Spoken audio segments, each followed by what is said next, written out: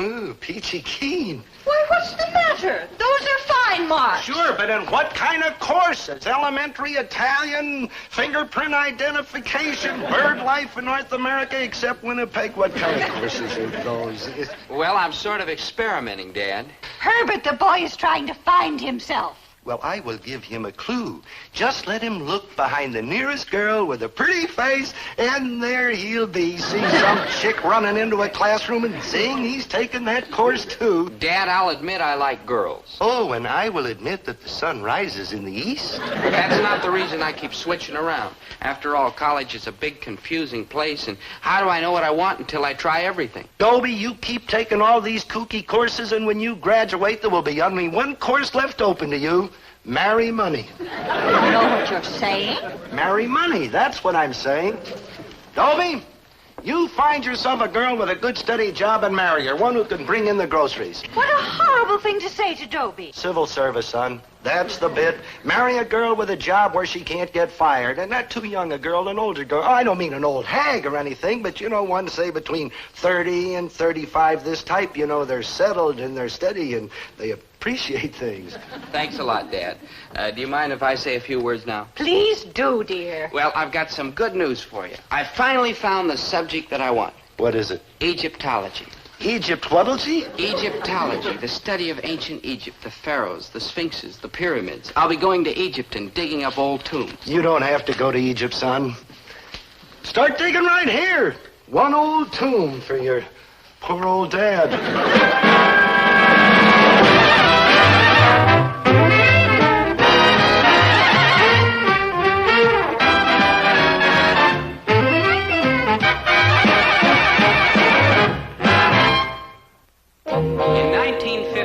My father dropped a crate of oranges on his big toe. A few days ago, I told my father that I wanted to study Egyptology. What have these two widely separated events got in common? I'll tell you what. These are the only two times I ever saw my father cry. Oh, come on, Dobe. Tell your old dad you're only kidding about this Egyptology. But I'm serious, Dad. It's fascinating stuff, honest. Why, Egypt was practically the cradle of civilization. Well, I think it's wonderful, Dobie, that you finally found something that you're interested in. And I want you to know that I'm behind you 100%. Thanks, Mom. And I want you to know that what I said about marrying an older woman with a civil service job still goes. My father's a fine man, and I have no desire to bum rap him. But truth to tell, he does exaggerate. I mean, sure, Mom's been known to talk him into things, but it's only because she uses logic and common sense and sound reasoning. And fraud and chicanery and trickery and threats. Herbert, you know that's not true. It ain't, huh? Dobie, forget about Egyptology.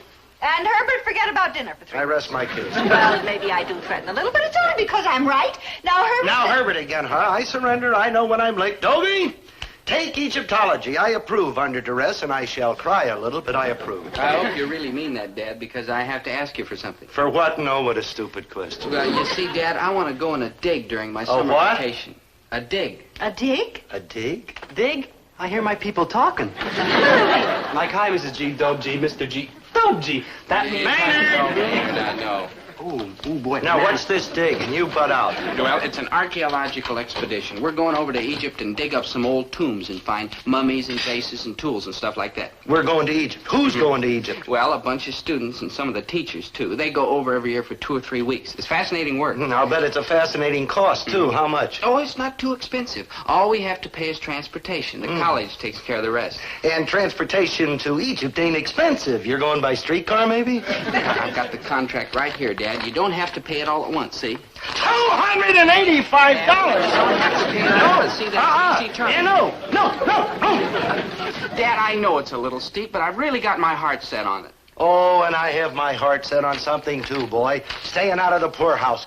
Back to fingerprint identification. Dobie, your father will give you the money. Now, Herbert, you sign this paper and give Dobie the down payment. I'll pay you back someday, Dad, honest. What with, old mummies? Now, Herbert. Now, Herbert, oh... Thanks, Mom. Come on, Maynard. We'll be late for school. Goodbye, Mrs. G. Mr. G. Hey, Mr. G, do you think I might want one of them digs you... Goodbye. Herbert, you ought to be proud. I ought to be examined, that's what I ought. Egyptology, how in the world did Dobie ever get himself mixed up in a kooky thing like that? And I withdraw the question.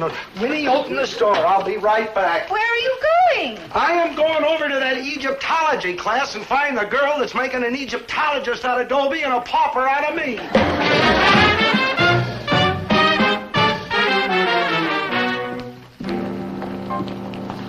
Hey, Doe, I'd like to ask you a question. Do you really dig this Egyptology, like for real, really? Like for real, really. Oh, you're joshing. Maynard, why do I usually take a class? Because you're chasing after some chick. True. Now look around. Do you see any chicks in this class? Like, no. I rest my case. Hey, Doe, you must really love Egyptology. I mean, you got no posterior motive. That's ulterior, but you got the right idea. Dad. Oh, hi, son. I just happened to be in the neighborhood and thought I'd You drop thought you'd in. look in on my and, Egyptology class yes. to see who the chick was who got me interested. Well, I got a right to know. No, there ain't no chicks, Mr. G. I just looked. Yeah, that's what I see. So how come? Dad, I explained it to you. We study the past to know the present. There's no pretty face, son. This is all like intellectual-like. Dad, I know it's hard to believe. Hard? Oh, I wouldn't say that. Impossible? Yes. Unthinkable? Yes. Unheard of? Yes. Hard? No. Dad, try to believe me. There's no pretty face. Good morning, class. Good morning, Dr. Burkhardt. Like, good morning, Dr. B. Uh-huh. Who's the dean, Marilyn Monroe? This is my father, Dr. Burkhardt. Well, this is a pleasure, Mr. Gillis. How do you do? How do you do? I'm so glad you could drop by. I think it's just wonderful, the enthusiasm that Dobie has for Egyptology. Why, he's taken to it like the... Cat to catnip? Exactly. I don't know when I found a more devoted admirer. No, swell. Tell me, Mr. Gillis, are you interested in Egyptology, too? Me? Him? Maynard. Well, there are a few things I'd like to find out about. Well, why don't you sit down and join the class? I'm going to show some movies of last year's dig. Oh, this I would love to see. Excellent. Maynard, set up the screen. Dobie, will you run the projector? And Mr. Gillis, you sit right here by me. Oh, thank you.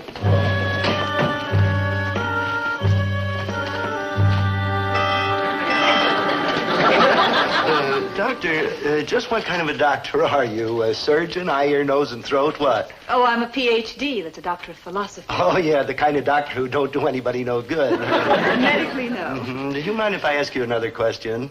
Of course not. Kind of personal? Of course. No offense, but how old are you? 35. No offense. No offense. And this teaching job, it's civil service? Yes. Why? When you go on these digs, who all goes along? Oh, a group of students and, of course, some teachers. Oh, yeah, like chaperones, huh? Oh, well, we don't look at it quite that way. I mean, after all, we're all out there for the same purpose. Yes, but you do stick together, you know, kind of keep an eye on each other. No. Most of the time we work in teams. How many on a team? 2. As a matter of fact, I've decided to team up with Dobie this summer. He's so eager. Oh, that he is, and you're 35. Yes. And civil service. Yes. Ready with the first reel, Dr. Burkhardt. Oh, Maynard, fine. come along. Roll it. I'm afraid our photography isn't very professional, Mr. Gillis. Our cameraman was pretty shaky. Class, now here we are at Luxor. We had just discovered the tomb of King Ahmes. It's 18th dynasty, of course. Oh, of course. My teammate has just crawled into the tomb, and now he's handing me a burial urn. Tell me, Doctor, is this the way you always dress on digs? Oh, yes, we're not at all formal. Comfort is all that counts. I think you'll find this a particularly beautiful specimen. Note the long, clean lines. I'm noting. Sometimes we were so excited by our discoveries that we kept working even after dark.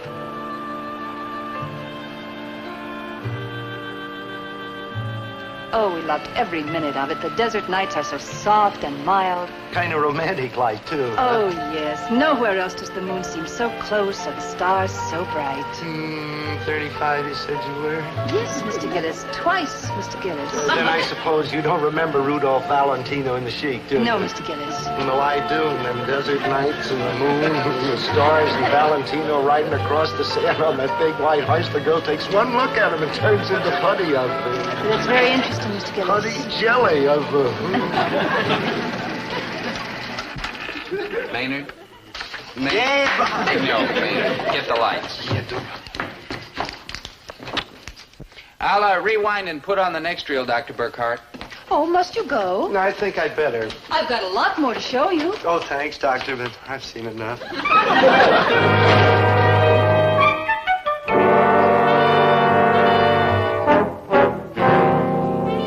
Here, give me a hand.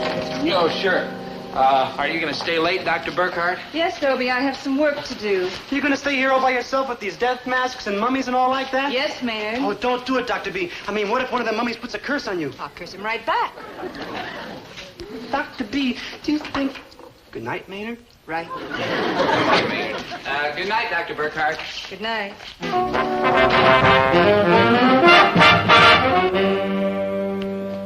Hi, Mom, Dad. Sorry I'm late. I was tied up at school. Egyptology. Yes. At night, too? Oh, yes, Dad, I'm really hooked. And Dr. Burkhart was there? Yes, matter of fact, she's still there. Oh, my son, my son. Never mind. Go have your dinner. It's on the stove. How about you? We've had ours. She had hers, me, I couldn't eat a bite. What's with him? Oh, my son, Have your dinner before it gets cold. What are you, Herbert? Some kind of a nut? Oh, I'm worse than that. I'm a fiend. I'm a monster. I had to tell Dobie to get himself an older woman with a civil service job, and of course he goes right out and does it. The boy does everything I tell him. He worships me. Herbert, that's ridiculous. You know, when you're worshipped like that, you have to be careful because there are a lot of responsibilities, too. I got to watch out what I tell this kid. I just can't go shooting off my big mouth all the time. Now you are beginning to reach me. Oh, my son, what have I done to thee? Herbert, it's even too silly to think about Dobie being in love with a school teacher. Oh, is that so? Well, you wouldn't think it was so silly if you ever got a look at this particular school teacher. Nonsense. Even if what you say about Dobie is true, which I don't for 1 minute admit, do you think the teacher would stand for a thing like that? Why, she's a school teacher, Herbert, a college teacher with a Ph.D. degree. Obviously, she's a mature, educated woman with a good mind. Yeah, well, I've seen gooder minds than hers get scrambled up by those soft desert nights and that big yellow moon hanging up there and the stars so close you could reach up and grab them. Do you remember Rudolph Valentino? Yes. And I remember you, Herbert T. Gillis, when you get an idea and that hard head of yours takes dynamite to blast it out. Winnie, please listen Quiet. to me. And now, ladies and gentlemen, back to tonight's feature film from our great gallery of classic silent movies, starring those two blazing lovers of the silent screen, Ricardo Magruder and Fifi Latour, in that unforgettable desert adventure romance, Cold Steel and Hot Sand.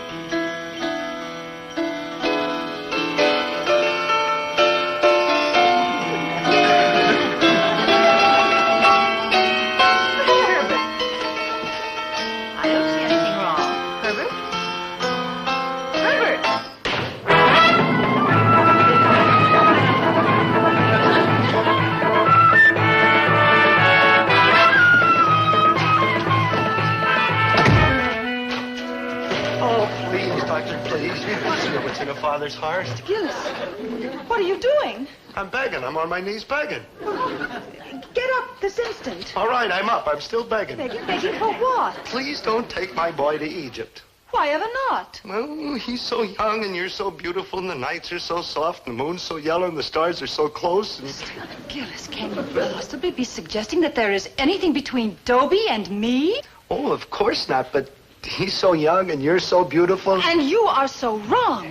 Mr. Gillis, may I remind you that I am a school teacher, a scientist, and a doctor of philosophy. And you are also a dish. Mr. Gillis, I think an apology is in order immediately. I'm sorry.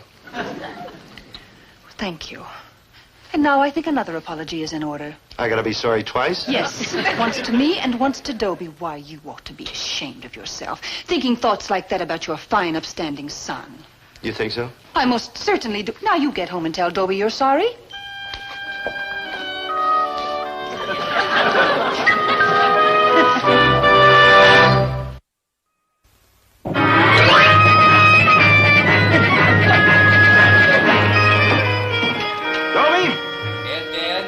There's something I want to say to you. About what? About Dr. Burkhart. Oh? What about her? Well, she's a fine woman. She sure is. Yes, Dr. Burkhart is a fine woman. Yes, sir, and good looking, too. Yes, and she is, did you say she was good looking? Don't you think so? Never mind what I think. Do you think she's good looking? Sure, Dad. How good looking? What do you mean? Don't be dense, boy. I mean, how good looking do you think she is? Pretty good looking, medium good looking, good looking, extra good Well, looking? I guess I'd say somewhere between good looking and extra good looking.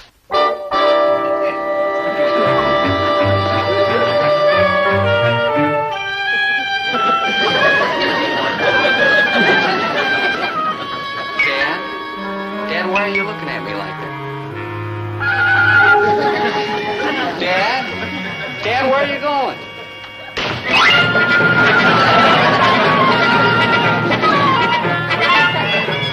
Doctor? Please don't take my boy to Oh, now, Mr. Gillis, now you get up at once and stop this nonsense. I thought we had it all settled. Look, I know there's nothing between you and Dobie here, and if you wanted to take him out and dig up Cleveland or Duluth, I wouldn't worry for a minute. Or if you wanted to take him to Denver or Seattle or some other nice, cool, temperate place like Hudson's Bay where the moon's just a sliver and you can't hardly see the stars, psst, okay, but don't take him to Egypt where the nights are so soft and the moon's so yellow and the stars are so close. Mr. Gillis, may I ask you something? Anything. What are you, some kind of a nut? Doctor, will you please tell Dobie he can't go with you? I most certainly will not. And then I'll just have to play it the other way. I'll just have to tell Dobie he can't go. Oh, Mr. Gillis, you can't do that. I mean, Dobie's crazy about Egyptology. Why, this dig will be the greatest thrill of his life. That's what I'm afraid Oh, of. Mr. Gillis, be reasonable. Doctor, who tells him, me or you? You're determined about this. Your mind is set? Like concrete? Yes. Very well, Mr. Gillis, I'll tell you what I'll do. If you'll let Dobie go on this dig, I'll stay home. Oh, it doesn't matter about me. I've been on a lot of digs, but this is Dobie's first one, and I'm not going to let you take it away from him. He goes, and I stay. But Dobie won't go if you don't go. Oh? Why don't you ask him? It's just what I'll do.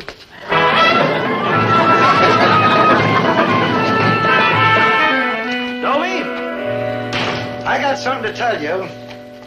Dr. Burkhart ain't going on that dig. Oh? Didn't you hear what I said, boy? Dr. Burkhart ain't going. I heard you, Dan. Well? Well, what? Well, you mean you're going even if she ain't? Why not?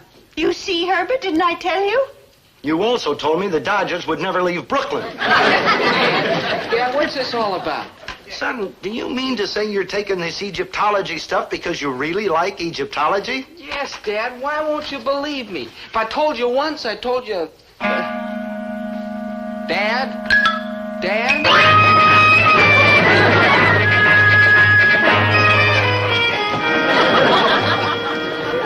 So, you found out that Dobie would go even without me. Oh, Doctor, I was wrong, dead wrong. What can I do to make it up to you? Well, Mr. Gillis, for openers, you can get off your knees. Oh, I'm so ashamed of myself. Don't be. Be proud Of what? of your son Dobie. He's a fine boy. A dedicated boy. How I wish I could be there when he first sees the pyramids. Doctor? You are going to be there. Oh, but Mr. Gillis, Oh, you said... I know I said a lot of goofy things, but there's no reason in the world why you shouldn't go with Dobie. No, there really isn't. And I'm going home right now, and I'm going to tell Dobie that he's going to Egypt, and you're going to Egypt, and everybody's going to Egypt. You do that, Mr. Gillis. Good night. Good night. Oh, and Mr. Gillis, you do try to stay home this time?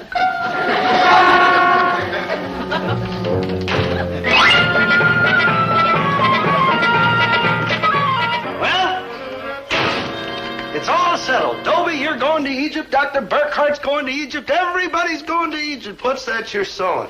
I've been sewing a name tag on Dobie's shorts. Shorts? What does he need shorts for? For the dig, dear. You saw the movies, Dan. Everybody wears shorts on the dig. The kids, Dr. Burke...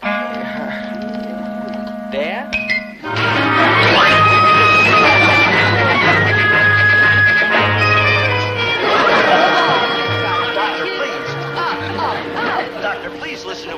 father's heart and do me a favor? What?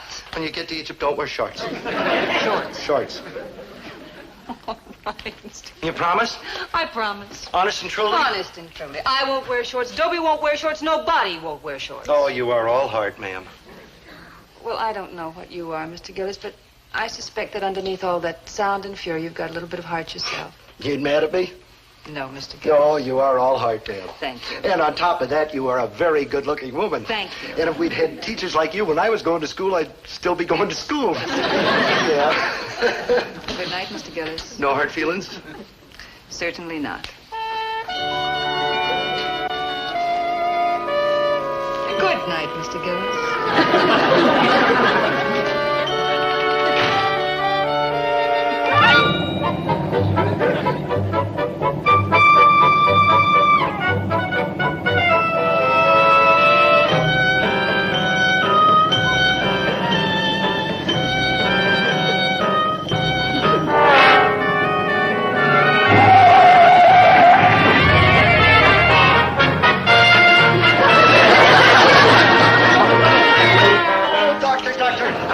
You are not going to wear shorts in the truck between you and Dobie, and you are a teacher of science. You must be the nut.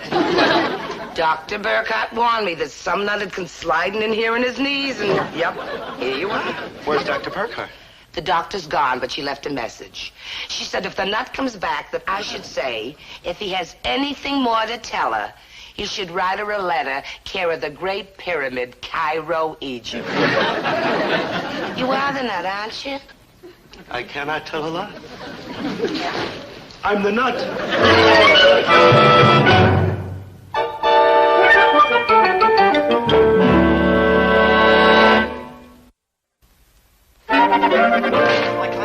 Like hi, Mrs. G. You want to know what I just got? Some other time, dear. Like a year from Friday, dear. Okay, I'll tell you. I just got a letter from my good buddy Dobie from Egypt. That's wonderful. What does he say? I didn't open it. Why not?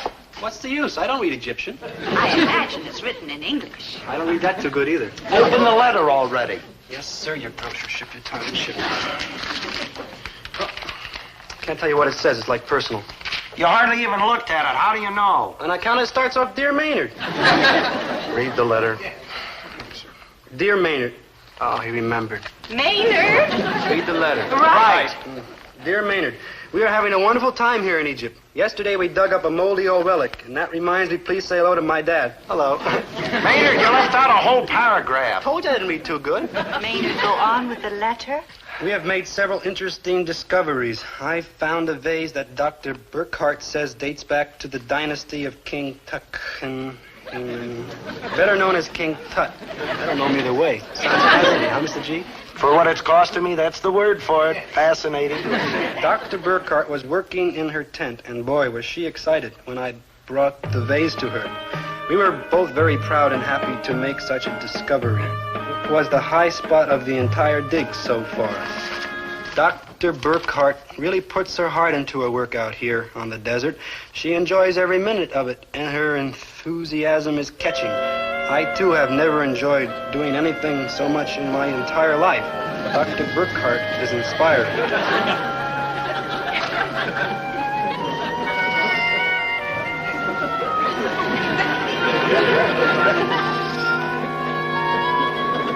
The nights here are gorgeous. The moon is so close and the stars are so bright, and I feel like an entirely different person with new ideas about many things. Man, what a time you must be having, huh? I'm so glad he's having such a fine time. Read on, Maynard. This Egypt is the most. I want to come here again, year after year. Oh, Herbert, isn't it wonderful that Dobie's having such a fine time? Herbert? I think you probably can reach him and carry the Great Pyramid, Cairo, Egypt.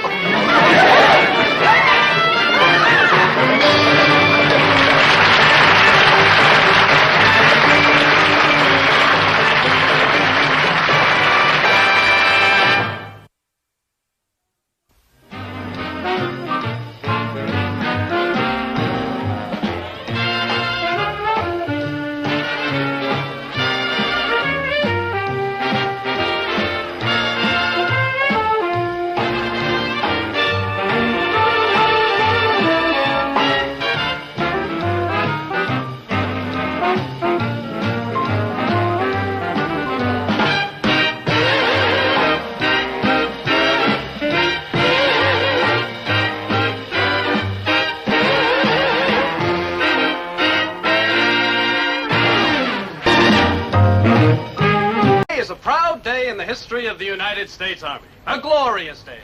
A day that will rank with Yorktown, with San Juan Hill, with VE Day, with VJ Day. Gentlemen, speaking for the United States Army, indeed for all America, I take excruciating pleasure in handing you your discharge.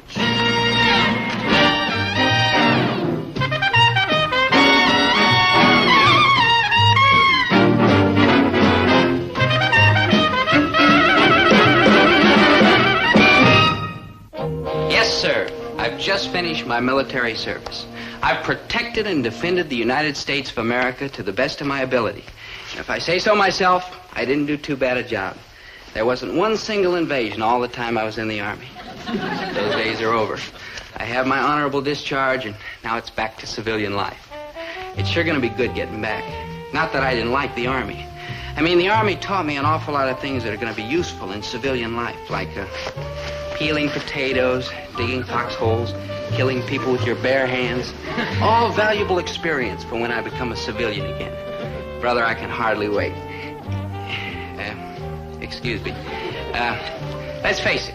You can put a uniform on me and stick a gun in my hand, teach me to march and drill and shoot and fight. But way down deep, I'm still Dobie Gillis, civilian. And I won't kid you. I'm mighty happy to be going back. And I tell you who else is happy to be going back to civilian life. My friend, Maynard G. Krebs. I don't want to go back, Dope. Don't let him send me back to civilian life.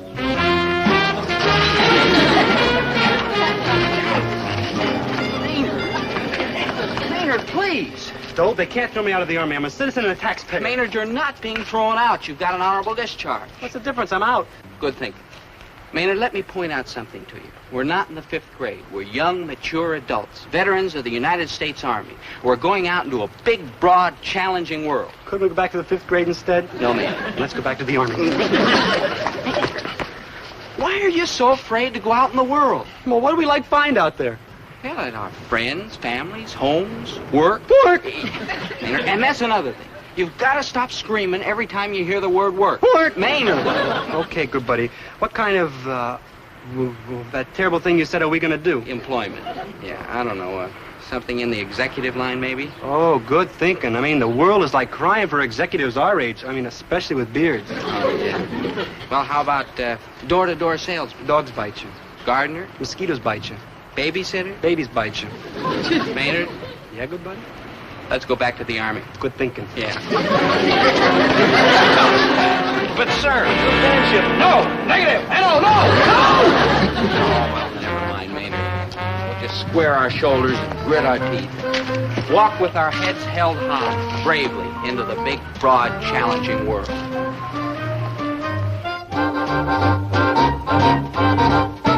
Do you think he'll notice it, Herbert? Unless he is blindfolded. Somehow it doesn't seem enough. Don't you think we ought to have something else? No, how about having the joint chiefs of staff for a 21-gun salute? Herbert, welcome, war hero Oh, Dobie. for Pete's sake, Winnie. The kid's done a soft hitch in the peacetime army. The worst he's been exposed to is standing rib roasts, inner spring mattresses, and ping pong games, and you want to make a national holiday out of it. He's coming, Mrs. G. I just saw him turn the corner. Oh, my goodness, come on, Herbert, let's get ready. Oh, for Pete's sake, Winnie. Dobie goes marching home again. Hurrah, hurrah. We'll give him a hearty welcome then. Hurrah. While I am, of course, touched by this friendly welcome, I should like to point out, A, that I am not Dobie, B, that I have not come marching home from anywhere, and C, that much as I hate to interrupt this musicale, I would like to order a few groceries. I thought you said Dobie was coming. But he was. I saw him. See? He stopped to tie Maynard's shoelace. Artichoke carts, patty de foie gras, lobster tails. I don't mean to pry, Pomfret, but have you inherited some money? No. Well, you can't afford these fancy deluxe gourmet items on a high school teacher's salary, and you teachers ain't had a raise in 10 years. I know. I voted against every one of them. You certainly did, good citizen Gillis. However, the fact is that I am no longer teaching in high school. I am now teaching in college. Oh, rah, rah, rah, coonskin coat, stuff like that, huh? Where? Princeton, Harvard, University of Pennsylvania, or one of them other fancy joints up in Boston? Not quite that fancy, Mr. Gillis. As a matter of fact, it's the S. Peter Pryor Junior College right here in town. Oh, isn't that lovely? You heard of this place? Why, yes, it's a wonderful institution. The tuition is free, and anybody can get in just so he's a high school graduate. You call this a college? No, Mr. Gillis, a junior college. It's a 2-year course instead of a 4-year course. But they have an excellent curriculum and a fine faculty, all of whom, and I take pleasure in including myself, get paid a living wage. I'm sure the high school is going to miss you, Mr. Pomfret. Oh, I've enjoyed my years at the high school, mind you, but there have been 1 or 2 minor disadvantages, such as long hours and short money, and occasional students who turn your hair gray. I know what you mean, like Dobie's kooky friend Maynard, huh? Yes, and I also mean like Maynard's kooky friend Dobie. Dobie's a marvelous boy. Oh, he's a peach, provided you don't have to teach him physics, chemistry, or English literature. He's coming this time for sure. Oh, dear, Herbert, quickly. Mr. Pomfret, you don't happen to be a soprano, do you? Madam, I am a bass baritone. Oh, well, in that case, that will have to do. Come on, everybody, now. And when Dobie goes marching home again, hurrah, hurrah, hurrah, hurrah, the men will cheer, the boys will shout, the ladies, they will all come out and all feel gay when Dobie goes marching home. Thank you. The old church bell will peal with joy, hurrah. Thank you, one and all. I'm deeply touched. Me, too. At my house, they never sing when they see me. What they usually do is cry. Why, Major dear, I'm sure they love you very much. It's possible.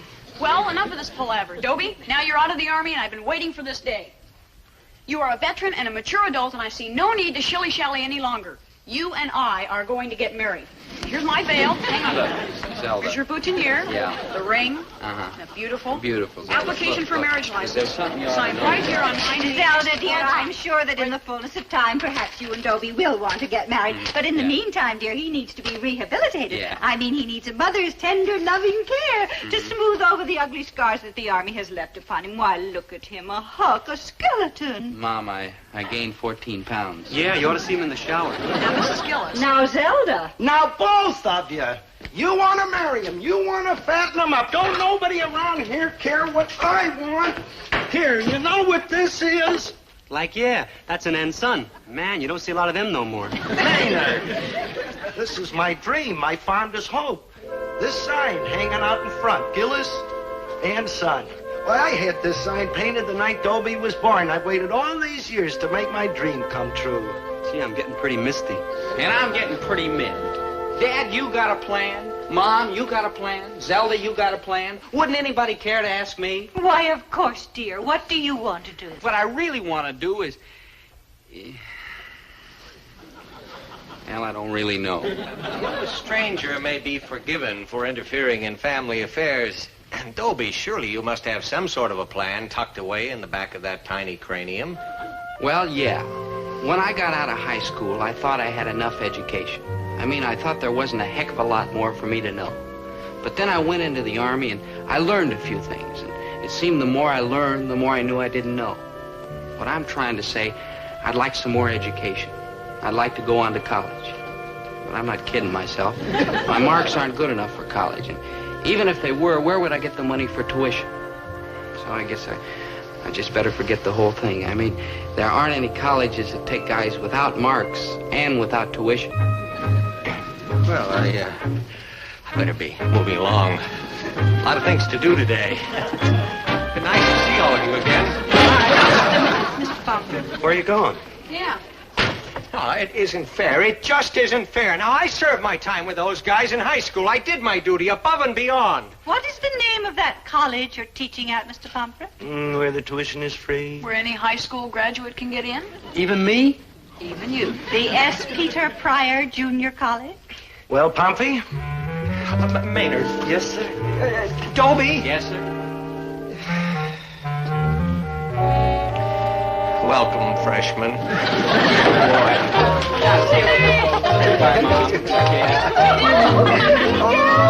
Hey, wait for me! Think of it, Herbert.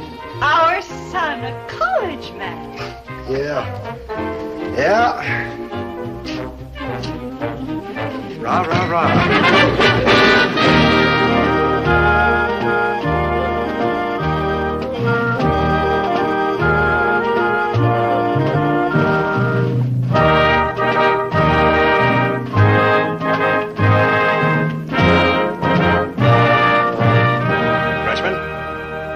am Dean Magruder. Let me welcome you to S. Peter Pryor Junior College. You'll be happy to hear that I'm not going to make a long speech. Now, I would like to make a long speech because nothing delights me more than the sound of my own voice.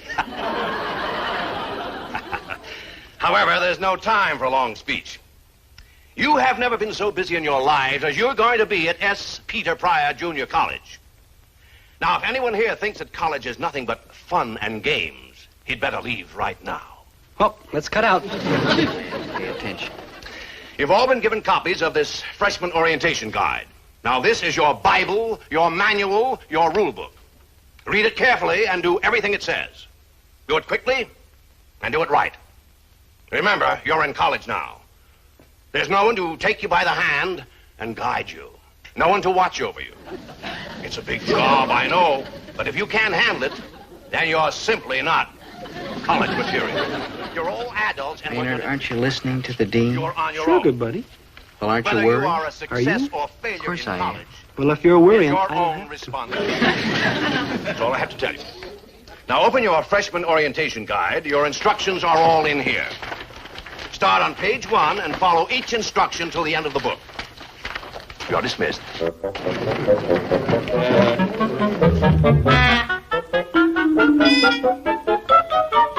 Now then, Mr. Gillis, I'm here to help you select a program of studies for your freshman year. Do you have any particular subjects that you're interested in? Well, I don't know, sir. They never do. But I know this. I want to learn. Now that I finally got to college, I'm going to give it a college try. You can bet on it. I am, fortunately, not a betting man. All right, then, Mr. Gillis, let's take a look at the curriculum. What would you think of taking a pre-law course? Law. Yeah, law. I'm sure I wouldn't do too bad at it. Your confidence is touching. Yeah, law. It's kind of a natural for me. I mean, I'm fast on my feet, and I've got the gift of gab, and I'm so clean-cut and honest-looking that any jury would have to believe me. Yeah, law. I'd make a big reputation as a trial lawyer, and, of course, a lot of money.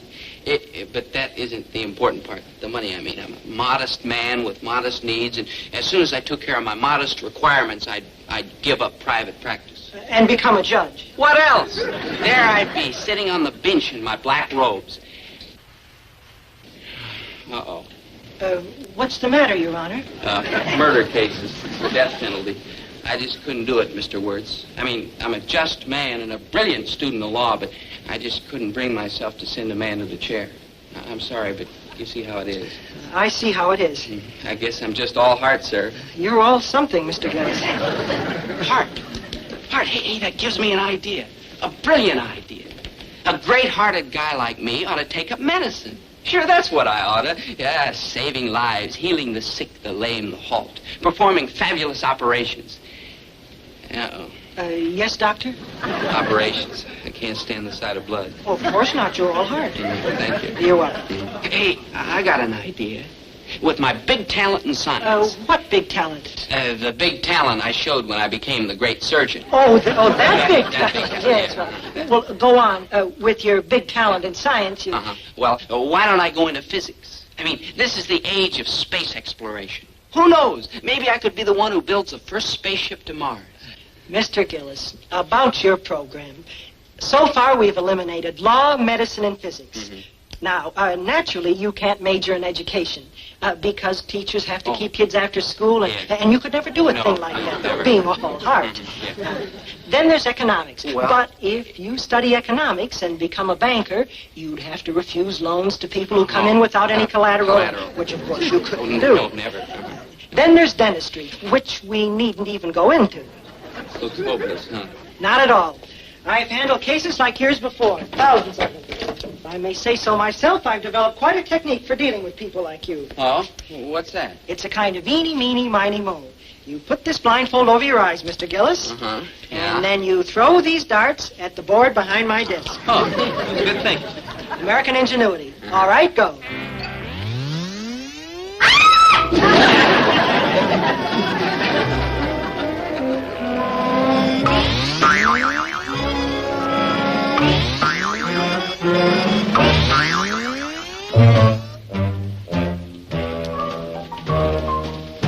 Well, what am I taking? Congratulations, Mr. Gillis. You're taking Russian literature, welding, and fingerprint identification. And if I were you, I'd leave the building by the back door.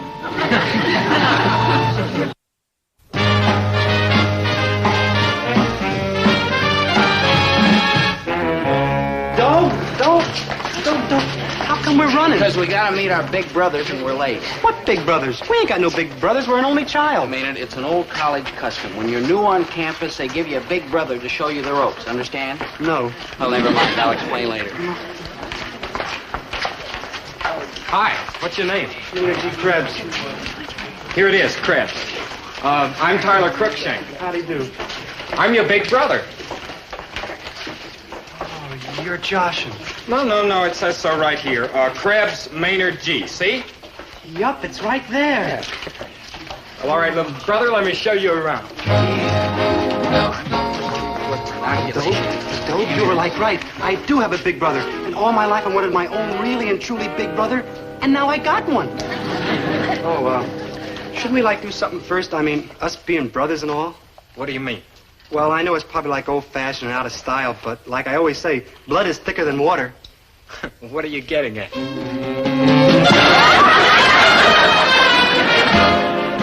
What are you, some kind of a nut? No, I'm just a normal American boy. But you don't run into your big brother every day. I mean, I didn't even know I had a big brother. Of course, I don't go out of my room much. What part of the house do you live in, big brother? Krebs, I think you've got it a little mixed up. Yeah, I usually do. Oh, boy, am I glad I got a big brother. I mean, it's going to be screams tonight sitting around watching television and playing the bongos. And you can borrow my clothes anytime you want to, Krebs. I mean, what are brothers for? I mean, what's mine is yours. Here, you want to borrow my petrified frog? Krebs. Oh. Would you listen? Sure, big brother. Hey, I wonder how they kept it from me all these years. Krebs. Maybe they don't know about it. Yeah, I bet that's it. Big brother, do my mother and father know you're my big brother? No, of course not. not. Come on, Now, let's go home and tell them they got a right to know. Krebs, you don't understand. Grown-up big brother. Ooh, what an age we live in. Krebs. Come on, we'll go on home and get some mom's apple pie and you can play with my train. Come on, big brother.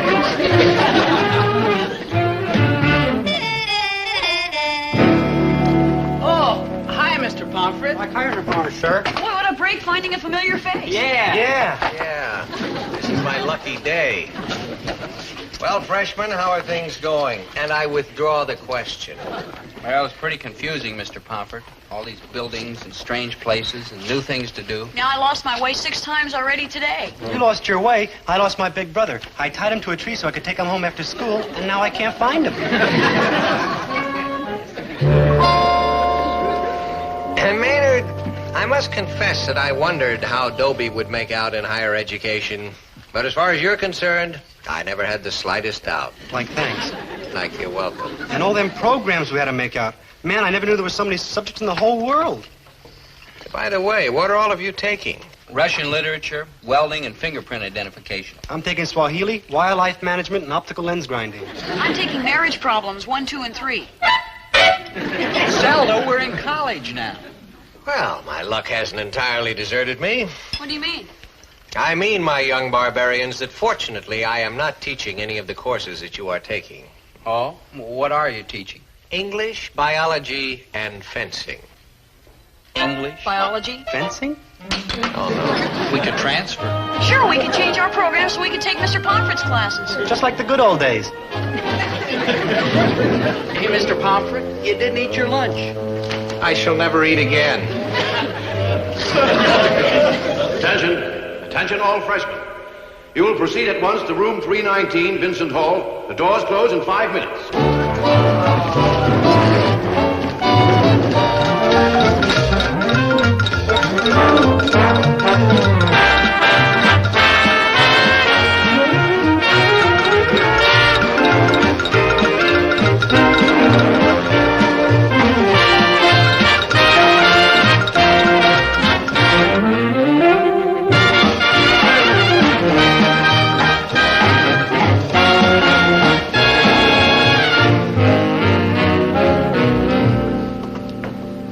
I think we might have made a mistake. I think possibly we're not college types. I wasn't even a high school type. Dobie, I don't like this kind of defeatist attitude.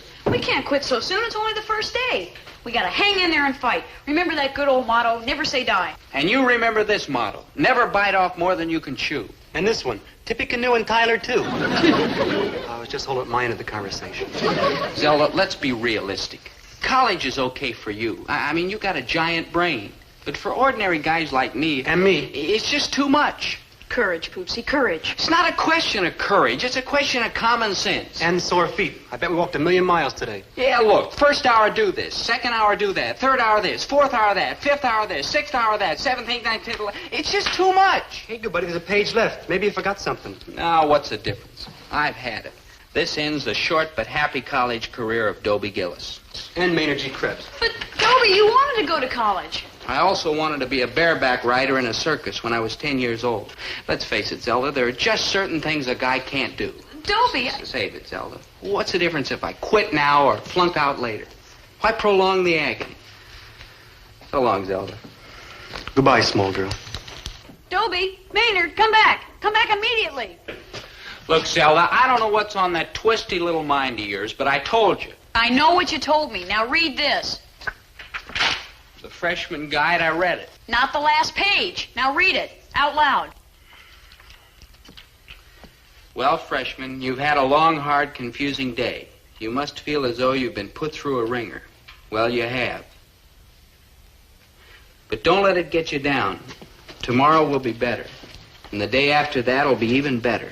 In fact, believe it or not, you're going to get to love S. Peter Pryor Junior College. You'll come to understand why people get sentimental when they talk about alma mater. Alma mater is Latin for adopted mother. And that's precisely what college is, a place where your mother, sheltered and protected, taught the skills and wisdom that you're going to need to cope with the hard world outside. In years to come, wherever you are, whatever you may be doing, you'll always feel a glow, a rush of warmth when you think of S. Peter Pryor. And no matter how sophisticated you get or how cynical you think you are, when you hear the alma mater hymn, there'll always be a little lump in your throat and perhaps a tear in your eye. The hymn's printed below, words and music. We would like to suggest, if we may, that a fitting way to end this long, grueling day is to sing the hymn. Sing it loud and clear. Sing it proudly. Well, Dobie? Well, Zelda? Well, what are we waiting for? Pryor, oh Pryor, our college so dear, stay in our memory. Wander we might, but you'll always be near. Stay in our memory. Cling to us, toss evergreen. Live with us, give to us rapture serene. Pryor our home, Pryor our home. Stay in our memory.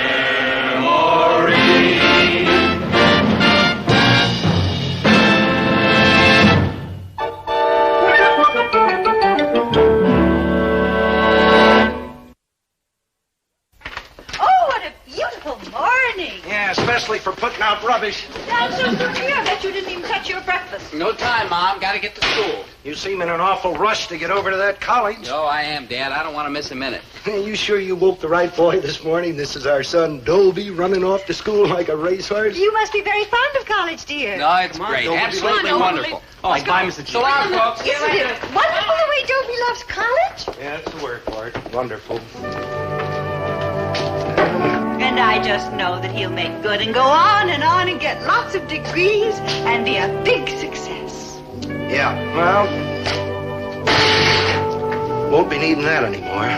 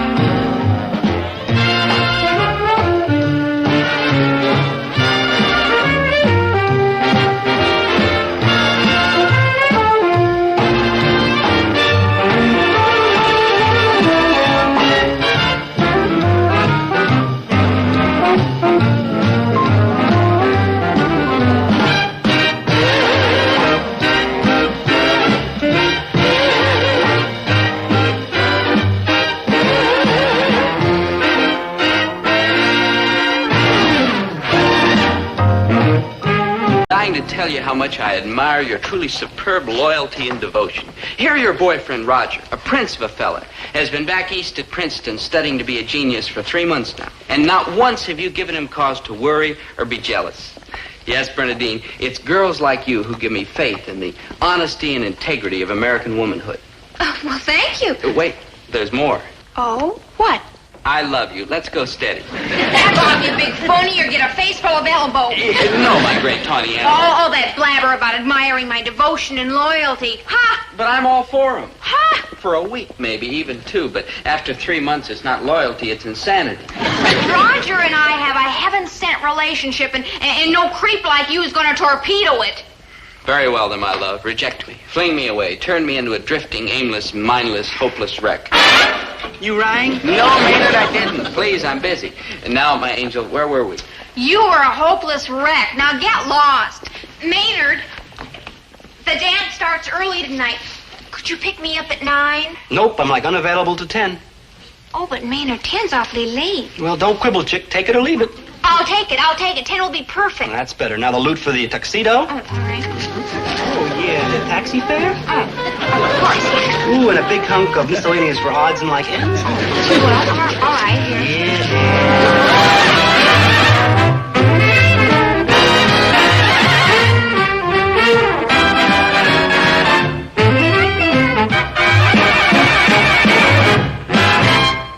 My friend Maynard G. Krebs has all the sex appeal of a head of cabbage with a beard. So how do you figure the way that dream Bernadine threw herself all over him? I had to find out the reason. So I went to Maynard and I said, Maynard, I think there's an explanation coming. Okay, let's have it. No, Maynard. You're the one who'd better do some explaining, and fast. What's to explain? I'm gonna take that chick for every nickel she can wring out of her old man, that's all. Maynard. Yeah, when she's all wrung out like an old grapefruit, I'm gonna have to squeeze a lot more. Maynard, is it really you talking? You bet. Me, Maynard G. Me. The real Maynard G. Me. I'm like rough, tough and like ornery. No more washy-wishy schnook. Maynard, I'm shocked. What's happened to you? What's wrong? Nothing's wrong, except I found out the truth. My face is my fortune. Your face is your fortune. Maynard, you're very sick. I'm taking you home. Still don't believe me, huh, smart apple? Well, pay me like heat. About 7 or 8 weeks ago, that's almost a month, I was a sweet, lovable, cuddly, stupid kid. And then I struck gas. Hey, Maynard, that's oil. Yes, oil. What's the difference? I was on my way, Europa. You see, this Bernadine chick was talking to her boyfriend, Roger, just before he zoomed off to get himself a lifted pinky education. They were yakking away over in the, by the school over there. While you're away at Princeton, I'm not going to be able to breathe or anything. Oh, but I want you to, my angel. Breathe? Oh, that too, of course. But, I mean, while I'm away at Princeton, I want you to participate in campus activities here. Sorority dances, parties, football weekends. Oh, I wouldn't dream of going anywhere without you. Oh, but you must go. While I'm away at Princeton, becoming a man of the world, you can't remain a simple, small-town Alice sit by the fire. Okay, if you say so, my dear. But I'll just have to find a fella to escort me who's a friend of yours. But while I'm away, how do I know he'll remain a friend? I'd be afraid you'd fall in love with him. Then I won't go. But my conscience will bother me if you have to sit home alone every night. Well, then we'll find a fellow that no one could possibly fall in love with. You rang?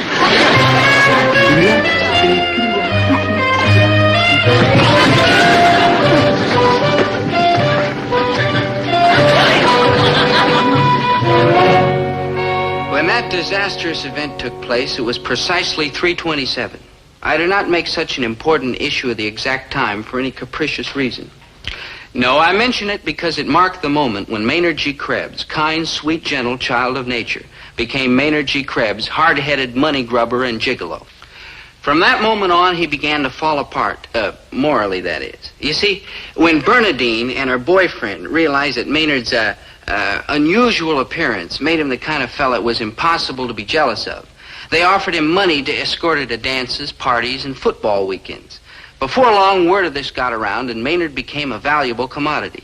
Any girl who had a boyfriend away at school in the East or in the Army or like that could hire Maynard to be her date. Sounds impossible, but Maynard's face had become his fortune. Of all the faces a boyfriend could never be jealous of, Maynard's was the undisputed champion, and he was cashing in on it. The whole situation was disgraceful and degrading, but Maynard, the poor misguided fool, didn't realize it. In fact... Maynard, I've been looking all over for you. You've got to reconsider my offer. Oh, flake off, doll. One chick at a time is all I can handle. And my waiting list is longer than your arm. And your arm, too. But Myron's been away at West Point for over a month now. And tomorrow is sophomore prom day. Well, those are the breaks. Please, Maynard, I'll guarantee you an all-expense-paid visit to Perry's Pizza Parlor after every dance. Oh, cut the wailing, girl. You're bugging me. Darlene, I'd be honored to escort you. As you were, Sonny. One look at you and Myron would drop me and mangle you. Maynard, please let me know the minute you have an opening. I'm missing out on everything. Zoom off, Lulu. See what I mean, though? A normal-looking face like yours gets you straight to Nowheresville. But a kisser like mine, man, it's worth its weight in pistachio caramel sundaes. I can't believe it. What happened to the Maynard G. Krebs who used to spend hours feeding the squirrels in the park? The Maynard G. Krebs who climbed over the fence at the dog pound to free helpless pups. The Maynard G. Krebs who likes to watch sunsets and flowers and rainbows after a thunderstorm. What happened to that sweet, kind, warm-hearted fella? He went that-a-way, and who needs such a muttonhead? Look, Doe, my client bought me a beautiful plaid vest to go with my tuxedo ensemble. And I gotta go over to the tailor for a fitting, so I'll see you later. Maynard, what you're doing is un-American. Oh, Maynard, I've got to talk to you. Ralph's been at Unhand me, wench. Ooh, man, what a disadjusted world we live in. I mean, I keep wondering, will supply ever equal demand? Drusilla, my dear. Do you realize that we are witnessing the destruction of the soul of Maynard G. Krebs before our very eyes? And worst of all, the poor misguided creature doesn't even realize how horribly bad off he is.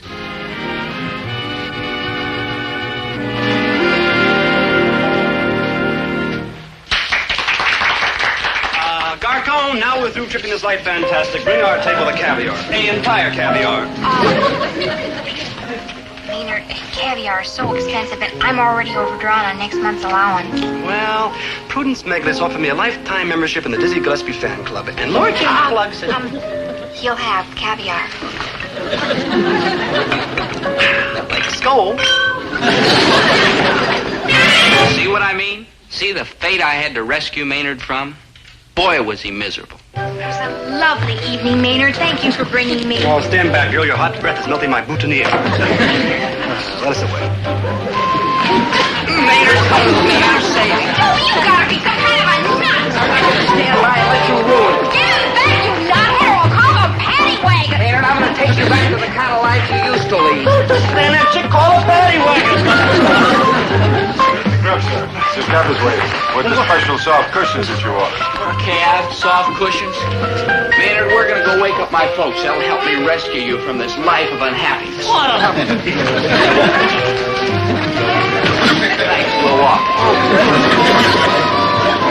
You gotta be kidding. Why would any girl want to give Maynard all that stuff just to go out with her? No, what a stupid question. She's got to have a hole in her skull, that's why. I'm trying to tell you, the girls are after him because he's a very valuable commodity. A very valuable... That broken-down wreck? No offense, Maynard. No offense, Mr. G. That's just it, Dad. He's valuable because he's a broken-down wreck. Yeah, no offense, Maynard. No offense, Doe. Let go, I'm gonna call the cops and tell them you're kidnappers and you're holding me for $1 million ransom. On second thought, who believed me? Forget you mentioned it. Maynard, you absolutely cannot take money from a girl that way. It's disgraceful. It's shocking. It's shameful. It sounds to me like maybe he's latched onto a good thing. It is shocking, shameful, and disgraceful. Now, Dad, help us show Maynard how wrong he is. Maynard, now you listen to me. This is a man's world, and you gotta act like a man. If you want something, you gotta go out and earn it for yourself. Why? I better quit. He's got me. Herbert, you are not helping. Maynard, we're only doing this for your own good. If you straighten out and do what's right, we don't gain anything by it. But you will. You'll win back your self-respect and dignity. Do as we say, Maynard, before it's too late. They're right, Maynard. Oh, I know it's awful tempting to take the easy road, but unless a man makes his own way in this life, he ain't really a man. Why, he can hardly look at himself in the looking glass, and as that's pretty tough for you already, why saddle yourself with an added handicap? Oh, you know what I mean. Maynard, we only want to help. We're your friends. Like true, the best friends I got in the whole world, or any place else. Aha! I figured you'd have him here, you low-down kidnapper. Yeah, you low-down kidnapper. Maynard, we're friends now. Maynard, come on. The gang is going to Peabody for barbecued ribs. Barbecued ribs? Maynard, whatever she'll feed you, we'll feed you. Ah! And we will provide a fine, wholesome American atmosphere. Maynard, I'll have my father increase my allowance. We'll go to the movie 7 nights a week. Crazy. Mayor, we'll take you to the movies 7 nights a week, plus matinees. And we will provide a fine, wholesome American atmosphere. Come on with me, Maynard. I'll make you happy. I don't want to go with you. Stay with us. We'll make you strong. I gotta stick with my good buddy Dobie, because he learned me everything I know. And if he says giving up all them jollies is good for me, well, I gotta give it a try. Yeah, and you'll win, Maynard. We'll help you win. Well, you bet we will, Maynard. Why, we'll help you so much even you won't be able to flub it over. With the help of our fine, wholesome American atmosphere. Okay, Dobie, you win for now. But just wait. I've got him accustomed to roast pheasant and caviar. Do you think he'll ever again be satisfied with soda pop and tuna fish? Oh, she could be right, though, but...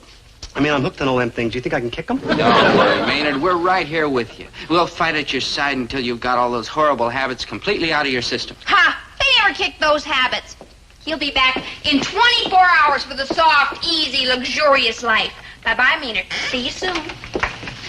Real soon. Oh, now you're acting like a man, Maynard. And whenever you think you're slipping back, you just yell for us. We'll get you whatever that hussy would get for you. Yeah, and forget about what it costs, Maynard. You're much more important than mere money. That's right, boy. Forget about what it costs. After all, the important thing is forget about when it costs. Now just hold the phone. You mean I gotta shell out a lot of loot just Yes, so, Herbert, man? we Yes, do. Herbert, she do. Maynard, be my guest. Thanks, Dan. Saving Maynard will be worth whatever it costs. You won't regret it. Would you like to make book on that? D-Day, H-hour. The battle had begun. It was bound to be a tough fight, but the game was well worth the candle. For the candle was nothing less than the soul of Maynard G. Krebs.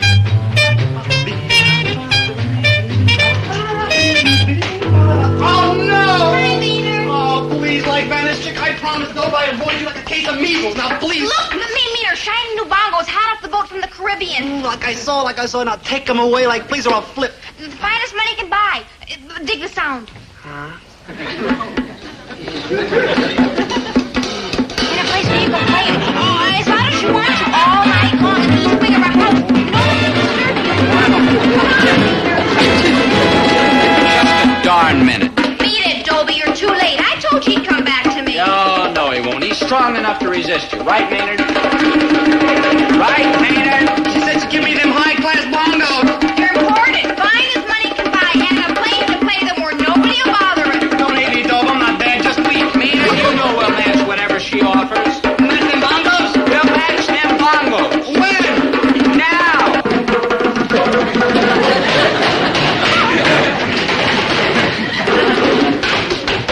Ain't it bad enough I had to shell out all the loot for them drums without I gotta get up and listen to them, too? And Maynard has to have an audience when he puts on a performance. You call that a performance? It's more like an old Mongolian torture.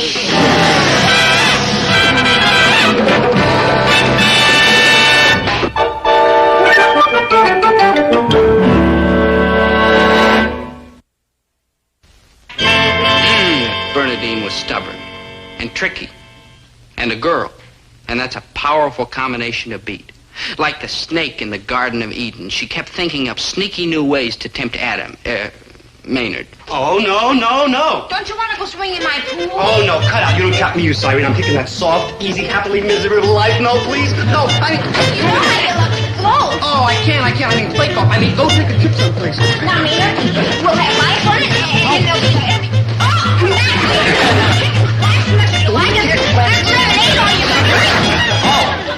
Maynard, don't tell me she's dangling bait in front of you again. Okay, I won't tell you, but she is, and this time she's got me hooked. Go, girl. No, Maynard. You know we'll match whatever she offers. What's the come on today, Delilah? A lazy, elegant afternoon in my swimming pool. Match that, loudmouth. Yeah, match that, loudmouth. Come on. Okay.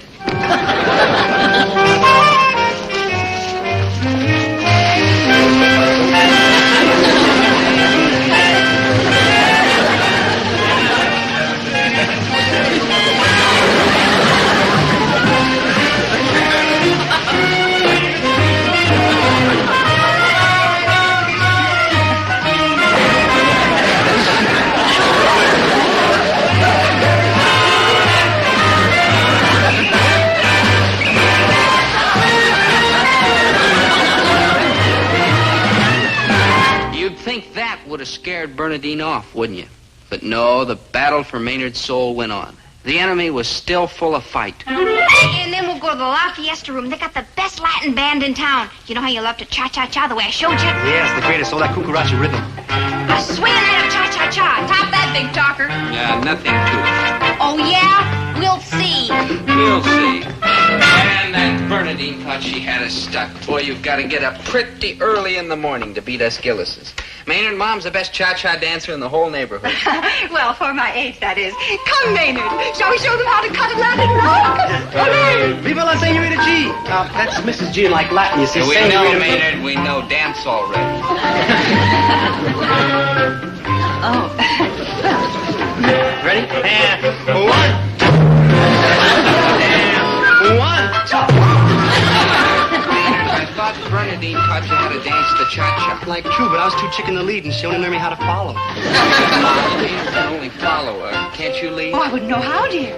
Oh, we're sunk. No wonder that Bernadine was so sure of herself. Ooh, that music. Man, what a beat. Well, there's nobody here to dance with, so I better go down to the La Fiesta room and find that twinkle-toed chick. Oh, no, Maynard. Don't go back to her. Fight that temptation, Maynard. Fight. I'm sorry, Mrs. G. Dobie.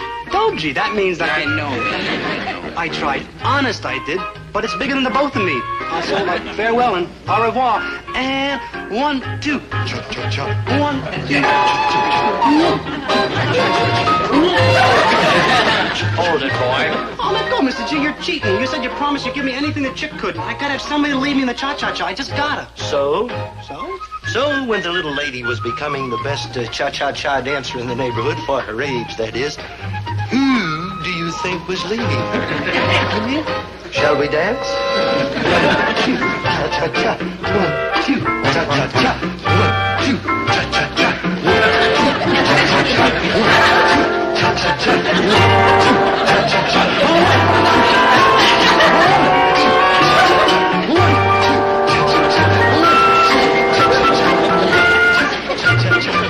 The time had come for the crucial test. Was Maynard cured?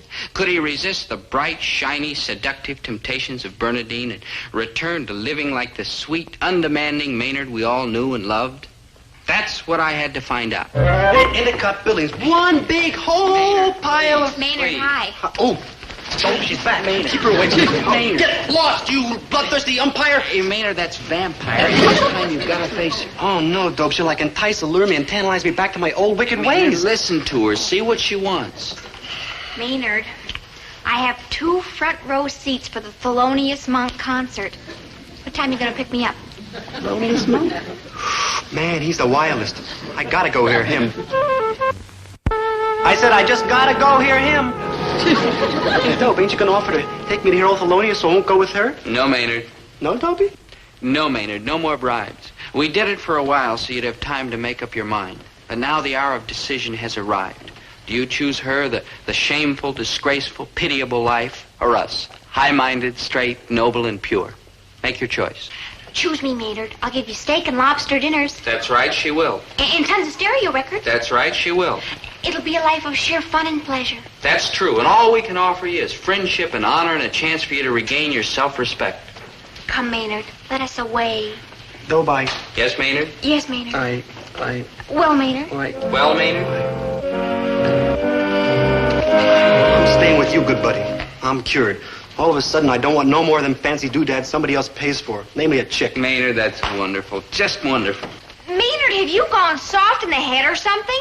I'm offering you all the luxuries a young man could want. Sure. On account of you want something from me. My face and my lovable personality so you can swing with the hoity-toity set and still keep your boyfriend. True. But with Dobe here, it's different. I can't do him no good. True. In fact, all I ever do is give him headaches. But, I mean, he don't want nothing from me except I should be his friend. He's got no ulterior motives. That's how I know his way is the right way. Because I'm the only one who like helps. Maynard, you're a fine, decent human being. I know. Maynard? Yeah, good buddy? Here. You're all heart, sir. Oh, I hope you two will be very happy. Don't talk about you evil woman. Maynard, Bernadine, you put up a good fight and you deserve a lot of credit. Well, thank you, Dobie. You're okay, too. You really stick up for your principles. Gee, it's too bad we couldn't have met under different circumstances. True, we might have become good friends. That's quite possible. Well, goodbye. And don't come back, you evil woman, trying to ruin a sweet, cuddly, lovable kid like me.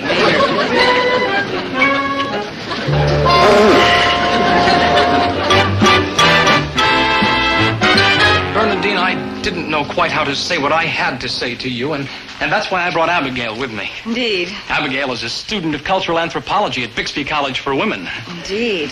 I feel like another cad and bounder about all this. Of course, Bernadine, but when a fellow finds himself an Ivy Leaguer... Why don't you come out with it, you big phony? You just came back here to tell me off. You got yourself an oversized head and an undernourished girl, and a small-town girl like me just isn't good enough for you anymore. Indeed. I'll indeed you, sister. Here's your ring and your pen. And if I find anything more of yours over the house, you can come over and I'll stuff them down your throat. Careful, those aren't paid for yet. Indeed, yes, Skinny, and you can have him with my compliments. I'm going to find myself a man who has the guts to stick up for what he believes in. Hi, Bernadine. Dobie, darling. Me, Dobie, darling, me. Roger and I have just come to a mutual and highly satisfactory misunderstanding. I just saw. Oh, you're just the man I'm looking for. I am? Oh, yeah, I sure am. Dobie, Yes. couldn't we go somewhere and talk? Of course, my sweet. Your wish is my command. Dobie, darling, you're so cute. You are the moon and the You're stars. so romantic. You are poetry. But you're so impetuous, my sweet. We've only just met. How can we speak of marriage? When two people are in love, my pearl, it's never too soon to speak of marriage. True. Yes. Roger, that meathead, Yeah. and I, we had our initials engraved on everything since the day we met. Good heavens. I ordered a silver serving tray yesterday. I must call them and have our initials engraved on it. Yes. Oh, voila. Voila, my dime for the phone. Oh, I'll rush right back. Each second will seem like an eternity, my sweet questing beast. Like I do. Oh, hi, Maynard. Sit down. Look, Maynard. Oh, hey, I see you ordered for me. I have wonderful news to tell you. Bernadine and I. Bernadine? Yeah. My former serpent in the Garden of like Eden? Yes. Man, I'm sure glad you never flipped for her, though. Remember once how I thought you was making up everything about helping me just so you could get her? Oh, man, I'm sure glad it turned out I was wrong. Because if I ever found out you and Bernadine were like hacking around together, then I'd never ever trust you or any other human person ever again. Never, ever, never, ever. I mean, I'd lose my whole faith in humanity. And I go back to my wicked ways as being a no-good gigolo. But, Dobe, you're good and true and pure of heart, and you only wanted to help me. And that's how come I'll always believe you and trust you. And, Dobe, I'd give you anything I owned. Oh, yeah, hey, Dobe. Dobe, you want to borrow my petrified frog? Oh, hi, Maynard. Oh, get lost, chick. Look, Bernadine, there's something I gotta... Yeah, get lost, chick. What? Dobie! Cut out. Scoot like a bunny. Right, Dobe? Yeah, like a bunny. Well, I never did either. So like hail and farewell, right, Dobe? Yeah, like hail and farewell. Man!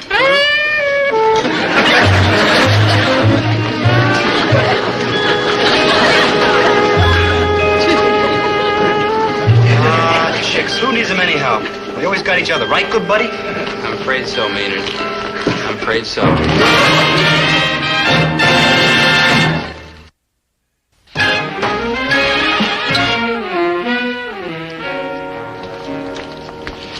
No, Maynard, this time you lead. Oh, yeah. Ready? 1, 2, cha-cha-cha. 1, 2, cha-cha-cha. 1, 2, cha-cha-cha. 1, 2, cha-cha-cha. 1, 2, cha-cha-cha. 1, 2, cha-cha-cha. 1, 2, cha-cha-cha. 1, 2, cha-cha-cha. 1, 2, cha-cha-cha.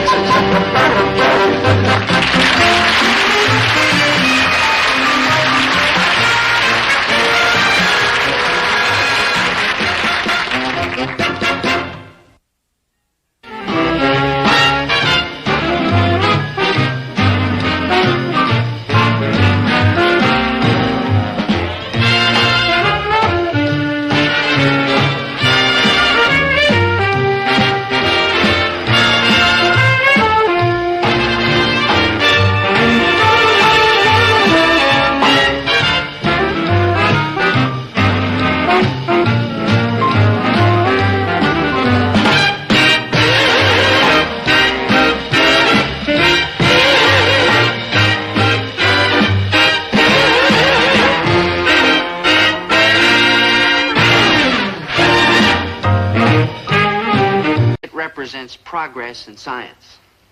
This is my friend Maynard G. Krebs. He represents, well, nobody can quite tell what Maynard represents. Now, what do these four things have in common? Just wait and see.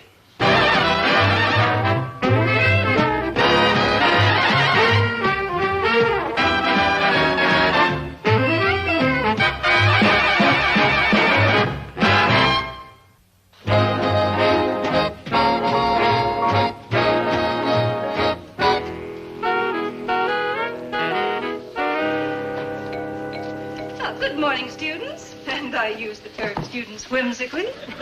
Well, you are all no doubt wondering why we're meeting out here today instead of in our regular classroom. All right, so you are not, no doubt, wondering. But I am your beloved history and biology teacher, and I have prepared a stirring speech that I don't intend to waste. So I'm going to tell you anyhow, and you will A, listen with eager, fascinated attention, or B, win a real-life blunt notice of your very own. The A's have it, and so much for the art of gentle persuasion. Now to business. When our beloved founder, S. Peter Pryor, arrived here many years ago, he stood on this spot and proclaimed for all the world to hear, "This is where I shall establish my college." Rumor has it that he picked that particular spot because his feet hurt and he didn't want to irritate his bunions. However, those are probably only the words of opposing real estate operators. At any rate, this plaque stands on the most hallowed piece of ground on our campus. Tomorrow, they're going to remove the crumbling old base on which it was built and replace it with a newer, sturdier one. Now, barring unexpected foreclosure of the mortgage, the new base should endure for many years. So to celebrate the occasion, we are going to cement into it a most fascinating object, a time capsule. A time capsule, Dr. Burkhardt? A time capsule, Mr. Gillis. You do know what a time capsule is, don't you? I sure do. Don't we, Zelda? You bet, Poopsie. Mm-hmm. A time capsule is a cylinder made of lead, which, when properly sealed, becomes absolutely airtight. Thus, objects placed within it remain in perfect condition for hundreds, even thousands of years. Thank you, Miss Gilroy. An excellent recitation, as usual. You're welcome. Certain objects, carefully selected to be representative of our culture, will be placed in the time capsule before it is deposited in the base of the plaque. Mr. Osborne, do you know why? So that people can open the capsule thousands of years from now and immediately learn what superb creatures we were back here in the 20th century, correct? Correct. Naturally. Tell me, Mr. Gillis, what article would you choose? Now, think carefully. It isn't a choice to be made lightly. Try to name a single object that represents, in a sense, what we believe in, what we're struggling for. A photograph. That's what I'd put in that capsule. A photograph of what? Of a girl. I should have known. Any particular girl? No. Any girl, just so she's soft and round and creamy and lovable. Because girls like that are the finest things our civilization's ever produced. And they're sure what I believe in and struggle for. Constantly, Mr. Gillis, constantly. Your choice is hardly a profound one, but as a member of the sex in question, I can only say hear, hear. Miss Gilroy, you are always our rock of good sense. What article would you choose? I would also choose a photograph. Oh, of what? Of Dobie. Zelda, please. I want women 1,000 years from now to study the picture of my Dobiekins and say, those women in the 1960s clawed and scratched and fought for their men, no matter how vague and helpless and simple their faces were. No offense, Poopsie. Thanks, Zelda. Thanks a lot. Quiet, please. You'll have to dig in and do some better thinking than that. You will bring the articles to be placed in the time capsule at tomorrow's ceremonies. That's your assignment. And the dean will make the final selection. And they darn well right better be sharp choices, because I don't intend to let future generations picture us as an eccentric, zany bunch of half-baked screwballs who... You right? Oh, Mr. Krebs, welcome to the land of the living. Likewise, Your Professorship. Mr. Krebs, you are a perpetually happy-go-lucky, cheerful young man. What light-hearted object would you choose to place in a time capsule for future generations to dig up and learn all about us? Nothing. Nothing? But nothing, because there won't be nobody here to dig it up. I mean, one of them slack-headed jokers is going to wig out and push the panic button, and it's hello bomb time. Every human person in this whole world and every place else will be gone, like bye-byesville, like boom, boom, kerboom. Yesterday, when Dr. Burkhardt brought up this time capsule idea, I was all for it. I mean, stashing away all sorts of things so people way up there in the future can dig it up and see what made us tick sounded great. Sort of instant history. But look what it did to my friend Maynard G. Krebs. Since the minute he laid eyes on this capsule, all he can do is run around hollering, boom, boom, kerboom. Boom, boom, Maynard, I want you to cut that out this minute.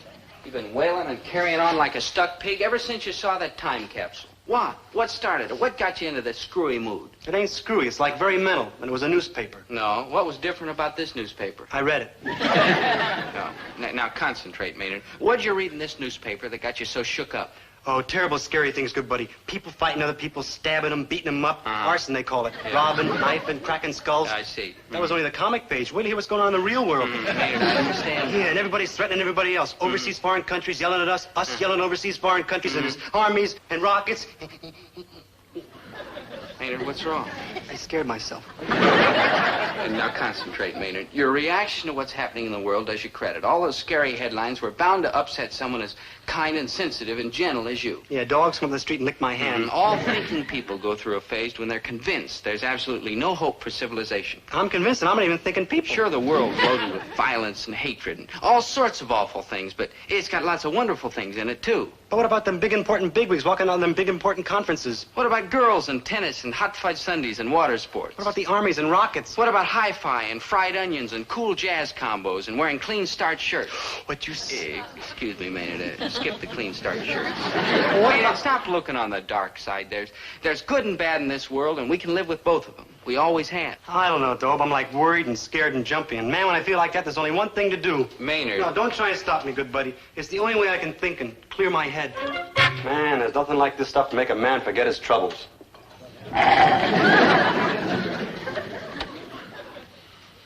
Oh, what I wouldn't give for a lifetime supply of that Tutti Frutti on the rocks. Just what would you give, Krabs, baby? You name it, you got it, Waldo. Then refresh yourself, my bearded gourmand. You paying? I'm paying. Oh, I'm eating. Like, whoa, what's the catch? Catch? The joker, the kickback, the booby trap. With you, there's got to be one, Chatsworth. That's most unkind, Krabs, baby. True, but most unkind. Now, actually, Maney Duke, it's quite simple. Item. You hold a part-time job feeding the owls in Dr. Burkhart's biology laboratory. True? Like true. I got away with owls. Item. Also kept in Dr. Burkhart's laboratory, in her desk, near the owls, are the questions for the biology exam she intends to give next week. True? Like true. So? So, I want you to steal them for me. The owls? The exam questions, you ninny. Oh, I don't know, Chatsworth. I myself am not personally enrolled in biology. I mean, I have enough trouble speaking English.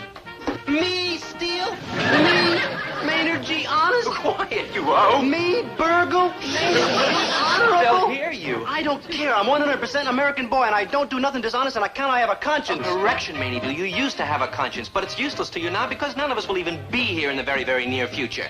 The end of civilization, isn't that what you said yourself? Like true, we're heading and zooming right for boom, boom, kerboom. Correct. And so, gracefully expressed. So, Krabs, baby, since you won't be around for your conscience to annoy you anyhow, why not enjoy yourself now in the gay, fun-filled, delightful, madcap present?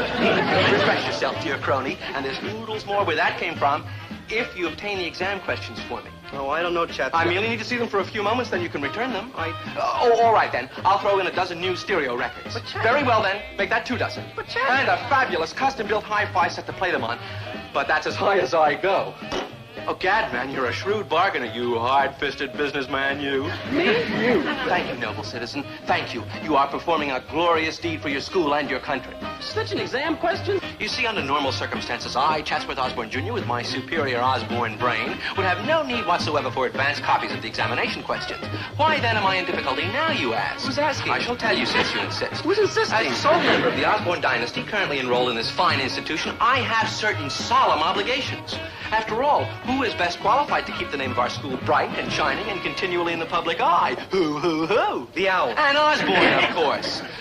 When students drop paper bags filled with water on passing citizens, who must take the lead by dropping the first bag? Who? And Osborne. When students swallow goldfish, who must take the first swallow? And Osborne. When students cram into telephone booths, who must be the first to cram in and the last to crawl out? And Osborne, that's who. With such a tradition to uphold, can I be untrue to my family's reputation by shirking my obligation? No! Hence, I have had no time whatsoever for such prosaic matters as studying for a biology examination. When duty calls, and Osborne answers. Chatsworth, you're all heart. I surely am. Too bad you're such a low-down rat. It's a shame, isn't it? Now, tell me, when will you be able to borrow the exam questions from Dr. Burkhart's desk? Oh, Chat. Don't bother thanking me, Maney Do. When do you go to feed the owls in Dr. Burkhart's lab? 1 o'clock on the dot. It's 1:30 now. I must have missed the dot. Why are you dallying? Away. Hurry yourself to that laboratory post-haste. I don't know, Chatsworth. I gotta give this some high-powered thinking. With what? No, crash, baby. I just meant give it all the time you need. Up to immediately. Oh, my head's kind of cute, but it don't figure out things too good. What I need is some advice. Advice? Yeah, like right away, quick. And I know where to get it, too. From a person who's smart and intelligent and brainy and very, very deep. Who says a propeller beanie and a sweet potato aren't great examples of the kind of people we are? I do, and I'm beginning to wonder whether you're worth all the time and effort I'm putting in trying to get you to shape up. I'm not, Zelda, so goodbye. You are, and stop with the tricks already. You'll never get away. Zelda, what do you want with me? I'm shiftless, irresponsible, I'm not too bright. That's right, Snookums. You don't agree so fast. Also, you squint, you're pigeon-toed, and you'll be bald before you're 30. No offense, Zelda, but it'll be a cold winter in July before anybody sees your picture hanging in the men's locker room. We're both a couple of dogs, and we're stuck with each other. It's love, Buster. You can't fight it. I can try, Zelda. I can try. Sit down, mister, and cut the back talk. We gotta get cracking on the thingamabobs for the time capsule. Yeah. The program starts at 5 sharp, and we gotta think about what we're gonna pick. Mm-hmm. Now, here's what I've picked. So far, I can't decide between a can opener, a ballpoint pen, and a bar of soap. They're all typical of our culture. Well, I've got some airmail stamps and a jar of instant coffee and one of my old wallets. They're all typical, too. The wallet's empty. With me, that's typical. Well, this is natural. Copy of today's newspaper. See? It's just like I told you. Ooh, them big, black, spooky headlines. Oh,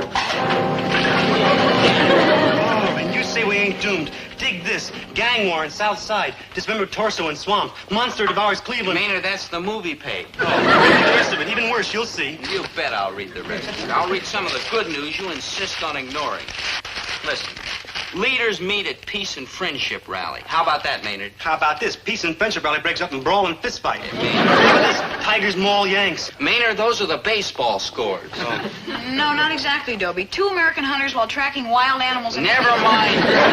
See, everything's going bad. Nothing good's happening. We're like doom. Maynard, enough. Sure, there are unpleasant things going on in the world. We all know about it. But do we run around depressing everybody, hollering boom, boom, kerboom? No. We try to make ourselves happy with the things that are good. And it's time for you to start doing the same. Boom, boom, Maynard! Boom! I've had it with you, Maynard. I try to help you straighten yourself out, but you just won't listen. Now, get to the point. What did you come here for, anyhow? Oh, I was talking to Chatsworth Osborne Jr., see, and I wanted to get your advice. Okay, Maynard, I'll give you a big, fat chunk of advice. Wise up and stop trying to destroy everybody's faith in the future. If everybody felt the way you do, we might just as well run up a white flag and quit. There'd be no difference between right and wrong, between good and bad. Everybody'd do exactly as he pleased because there wouldn't be any tomorrow to think about. If you wanted something, it'd be fine and dandy to go right ahead and take it or steal it. Why worry about how you'll feel about it tomorrow? Because there isn't going to be any tomorrow. Now, what's this question you want to ask about Chatsworth? No, it don't matter. You just answered it. Like, bye. Don't bother dragging the river from my body. Maynard, look. Cause I ain't got the bus fare to get to the river.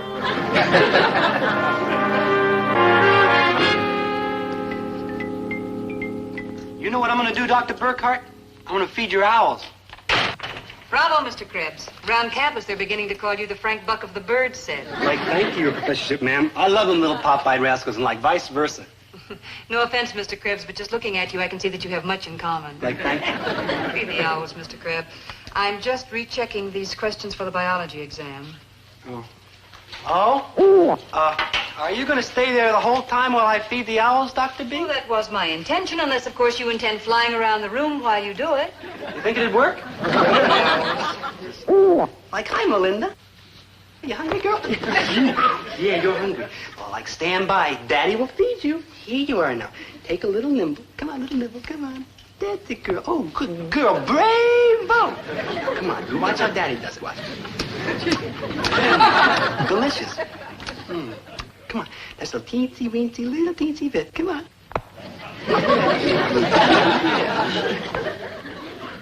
You don't want any iris, huh? You're too fat already. Come on. Yeah. Hey, how about a song while you're eating, huh? No, not you. Me. Melinda is my dearest friend. The hours we do spend. Play ball, not at all. She's now on a perch. No offense, Mr. Mr. Krebs, but I just remembered that I have to rush home and see if my house is on fire. I'll be back in... How long will it take you to feed the owls? Oh, around like 10 or 5 minutes, depending. Depending on what? I don't know. Everybody else says depending, so I say it too. I'll be back in like around 10 or 5 minutes. I'm sure you and your feathered friends won't mind being left alone. Naturally, won't mind being left alone.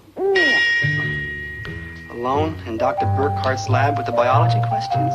Boom, boom, kerboom. Your conscience is useless now because none of us will even be here in the very, very near future. Boom, boom, kerboom. If you wanted something, it'd be fine and dandy to go right ahead and take it or steal it. Why worry about tomorrow? Man, I'd like to tell you two guys to flake off. If I only had a conscience. But what goes a conscience in a world that ain't long for this world? Unlimited sodas, sundaes, stereo records, fabulous hi-fi set. There isn't going to be any tomorrow. Boom, boom, kerboom. It's an unfair battle. Heart's like red, white, and blue, but my backbone's pure yellow.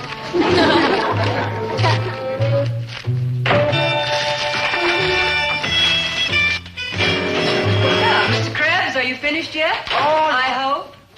Almost, Dr. B, almost. Here, Melinda. Melinda is my dearest friend. Happy hours we do spend playing ball.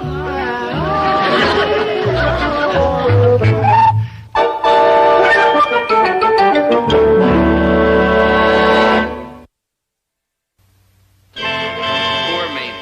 I didn't know what was bothering him, but I knew it was something serious, because for the next few hours he disappeared completely. Boy, I was really worried. For all I knew, Maynard could be in very serious trouble.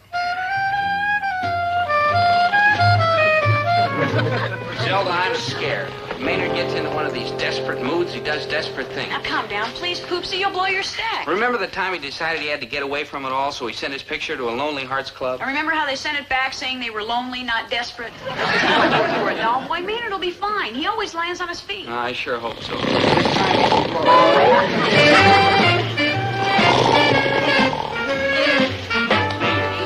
Wake up. Maynard, where you been? We've been half out of our minds worrying about you. I had like problems, so I took a walk to do some thinking. And what happened? Oh, you know me, Dobe. As soon as I think for more than 2 or 3 minutes, I fall asleep. Like this. Wait up.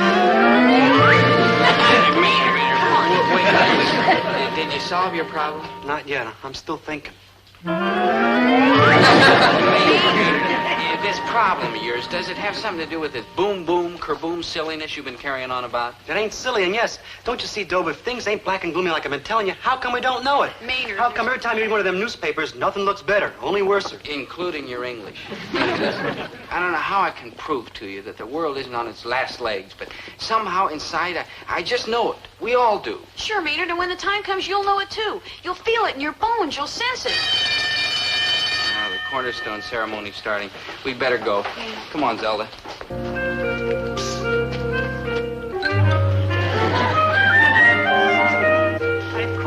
Quiet, please. Our program is a highly significant one, and we want to get started immediately. We are gathered here today to install a new base and a time capsule and the plaque honoring our beloved founder, S. Peter Pryor. And here to start the proceedings is our guest of honor, Dean Magruder. Thank you, students.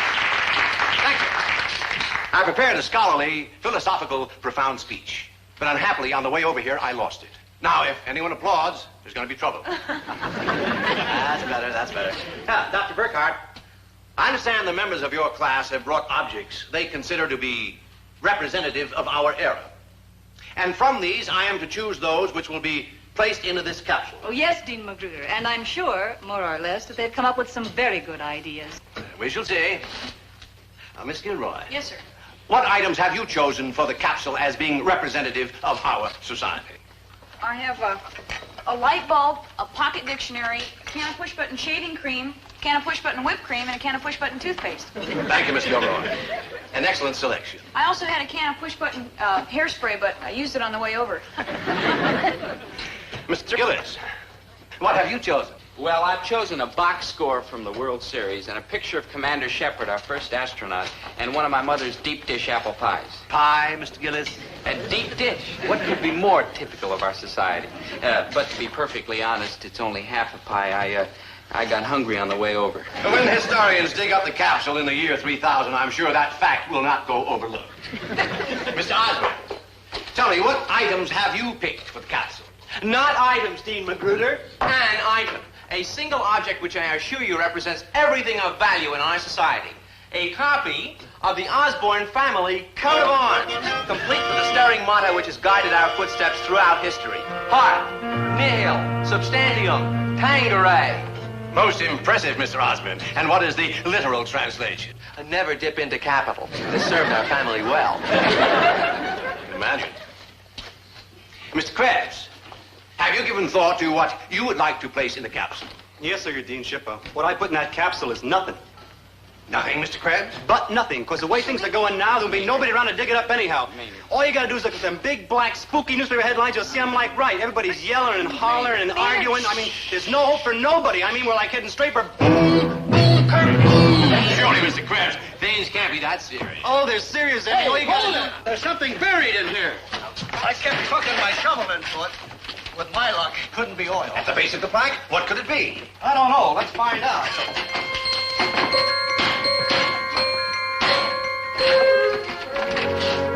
Newspaper. President says war inevitable.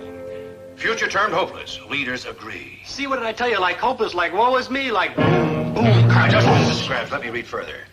Civilization on verge of collapse. Like, wow, let's head for the hills. It's even worse than I thought. Yes, mankind headed for calamity. And the paper is dated 1911. That's 50 years ago. Yeah, that's exactly what I've been telling you. I mean, we're miserable. 50 years ago? Yes, Mr. Krebs, 50 years ago. When they put in the original base for that statue, even then, apparently, they knew something about time capsules. Don't you see, Maynard? Everybody's own time seems like the worst time in history while they're living in it. I guess our own time seems that way to us. But that doesn't mean we're not going to survive and grow and maybe even turn out better. That's the way it is with people. 50 years ago, they didn't think we had any future either. But we're still here, aren't we? Still struggling, but still around. Yeah, I guess cats like us will always be around. I mean, we don't use our heads too good all the time, but we're sure in there trying. Good thinking, Maynard. Very good thinking, Maynard. Very good thinking, Maynard. But like, thank you, Dr. May we dispense with old home week and get on with the ceremony? Now, Mr. Krebs, do you still want to put nothing in the time capsule? Oh, no, your cap and gown ship. I want to put something real progressive in there. A note. Here, is it? Write this good, small girl. To all you cats in Futureville, like, hi. We just want you to know that things back here ain't as bad as they seem. In fact, they're like the greatest. Signed, Maynard G. Krebs, 20th century citizen. Greatest. Here, Maynard, sign it. Very impressive, Mr. Krebs. I'm proud of you. So am I, Maynard. Dobe, I only got one question. Do you spell Krebs with a K or a C? Welcome home, Maynard.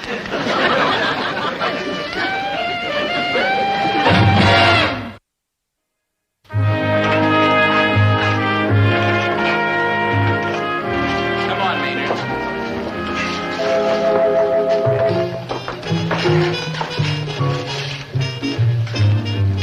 Hi-ho there, Krebs, baby. You're just the chap I've been looking for. Like, okay, Chatsy, I ain't backing out of no deals. Here's the exam questions I stitched from Dr. Burkhart's lab. I, Maynard G. Krebs, boy, crook. And here's a gift certificate for the finest hi-fi set available, plus the specified number of stereo records as per our agreement. Look, Chatsy, a deal's a deal, but I figure maybe I'm going to be around for a while after all, and my conscience is going to be trotting right along with me, so you take the exam questions, but don't give me the records of the hi-fi or any of them other briberies. Oh, man, I was hoping you'd say that. You was? I sure was. Look, let's hasten over to the laboratory and slip those questions back into Dr. Burkhart's desk. After all, if an Osborne can't afford to flunk a test honestly once in a while, who may one ask can? You may be a no-good slob, Chatsy, but you're a fine, decent no-good slob. Snob, and likewise, Krebs, baby. Yeah, I'm getting pretty misty. So am I.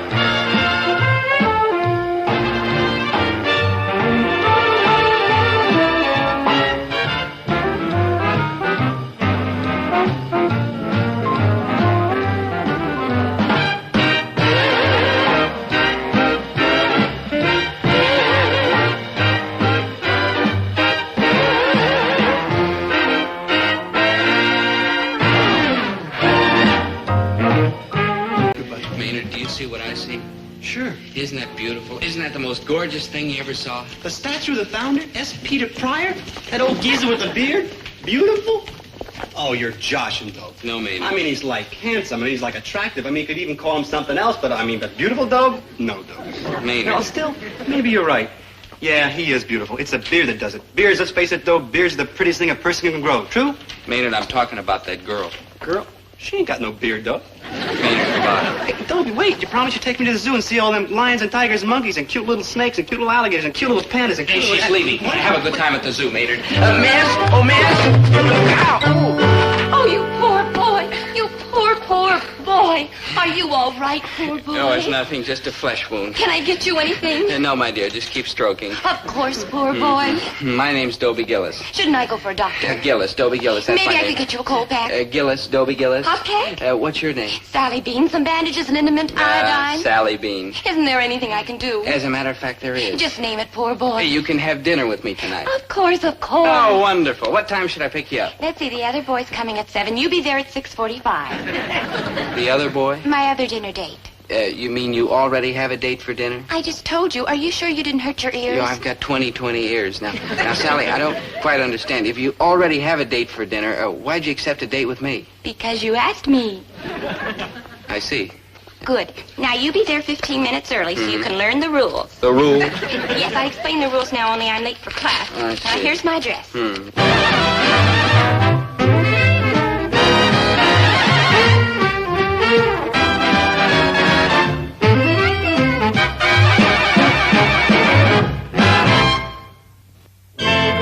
Girls are strange. I state this as a simple law of nature. Girls are strange. You never know what they're going to do or say next. So when Sally Bean, that's the dreamy girl I just met, when Sally Bean acted so strange, I wasn't even surprised, because that's what girls are, strange. Now, men, on the other hand, are predictable. You know just how they're going to react. Take my father, for example. I know that if I should come up to him and say, Dad, can I have $10 to take a girl out tonight? He would say, Nope. You cannot have $10, but you can have 20. Now, Dad, listen. Did you say I could have $20? Make it 30. You're kidding, of course. I think you're mean, Herbert, teasing the boy like that. Who's teasing? Winnie, I give you my word, as a husband and a father and a successful independent merchant, a paid-up member in good standing of the Bison Lodge, a veteran of WW2, the big one, with the good conduct medal, I meant every word I said. Really? You'll give the boy the $30? Make it 40. Dad, I don't know what to say. You go through life thinking your father's, conservative. No offense. No offense, son, because that's what I am, a conservative, skinflint, and a miser. So how come $40? Well, it's an investment, son. In what? Well, look at it this way. All your life, you've had this crazy end to chase after pretty girls. Goodness knows where you get it. Certainly not from me. Well, I like that. Oh, now, Winnie, I didn't mean that the way it sounded. You know that to me you are a very attractive woman. And why? Because I am a man with simple, down-to-earth, homespun tastes. Who is saying it all wrong, Winnie? What I mean What you mean is I'm a mess. Oh, you are not. And regardless, you're my mess and I love you. Mom, if you don't mind, could you argue later? Right now, let's stick to that $40. $40 for what? Oh, yeah, I said that, didn't I? Yeah. $40. Well, son, ever since you were in knee pants, you've been chasing after a pretty face, right? Yeah, and I'm going to catch one someday. Oh, I hope so, boy. I hope so. It'd be nice to have a pretty face around here now, Winnie. Herbert, before this winds up in the courts, why don't you just give Dobie the money and stop explaining? No, Winnie, the boy has a right to know. Oh, it's okay, Dad. You don't have to tell me if you don't want to. Just give me the money. Now, you just keep quiet and pay attention and listen, and where was I? You were saying what a joy it would be to have a pretty face around you for a change. I was not. I don't want a pretty face around me. All I want is for Dobie to get a girl just like you. And oh, Winnie, will you please go upstairs and let me straighten this out with the boy? You're scrambling my brains. Dad means he's dazzled by the sight of your charming beauty, right, Dad? And that's exactly what I'm saying. Uh-huh. Go on, Herbert. Well, These dreamboats that Dobie keeps chasing after, it seems to me that they all have two things in common. A, they cost a fortune, and B, they always wind up dumping Dobie. No, not this one, Dad. Not Sally. This time it's the real thing. This time it's forever. It always is. Let me tell you about Sally. I know about Sally. She's beautiful. Beautiful, did you say? Let me put it to you this way. Sally's the second most beautiful girl in the world. And who's the first? I don't know. I'm willing to admit that somewhere on this earth there may be a girl more beautiful than Sally. It's not likely, but I'll admit the possibility. That is big of you, boy. Now tell me, are you sure that this Sally is the girl you're going to wind up with? Dad, I'm absolutely... Think before you talk, son, because this time I'm holding you to it. I'm not sure I understand you, Herbert. Well, it's very simple. Dobie always gets dumped by the girl he's courting. And when you are courting a girl, that's when it costs money. Flour and candy and rented tuxedos and dancing at the Peabody roof. This is what's breaking me. But once you've got the girl, got her hog-tied, and know that she's really yours, the courtship is over. Now I understand. I'm not sure that I approve, but I understand. Winnie, do you remember when you told me you'd go steady? Why, I'll bet I didn't spend over $5 on you the whole next year. $3.50. I was keeping track. Yeah, now, you see there, boy? It's getting the girl that costs the money, not having her. And I have made up my mind. I am financing no more of your wild goose chases. When you can come to me and say that this is the girl you really want and that you're really going to get her, I'll bankroll the project. Oh, Sally's the girl, Dad. I'm sure of it. Well, make it happen this time, boy. Make it happen, because if you don't, you are winding up strolling through life hand in hand with Maynard. I'm on my way to pick up Sally Bean for our first date. I go with a heart full of confidence. I know that was a hard bargain my father drove, but I'm not worried. Not a bit. I know I'm going to get Sally Bean for my very own. Sure, you've heard me say that before, but this time I really, truly know. How do I know? Well, if you could look in Sally's eyes the way I've looked in Sally's eyes, then you too would know that here was a girl with a great, generous, overflowing heart, with a beautiful soul, with tenderness and poetry, with love to match my own. But just to be on the safe side, I'm taking a little insurance with me. This took every penny my father gave me. But tonight's not the time to think about pennies. Tonight I'm going for broke. Never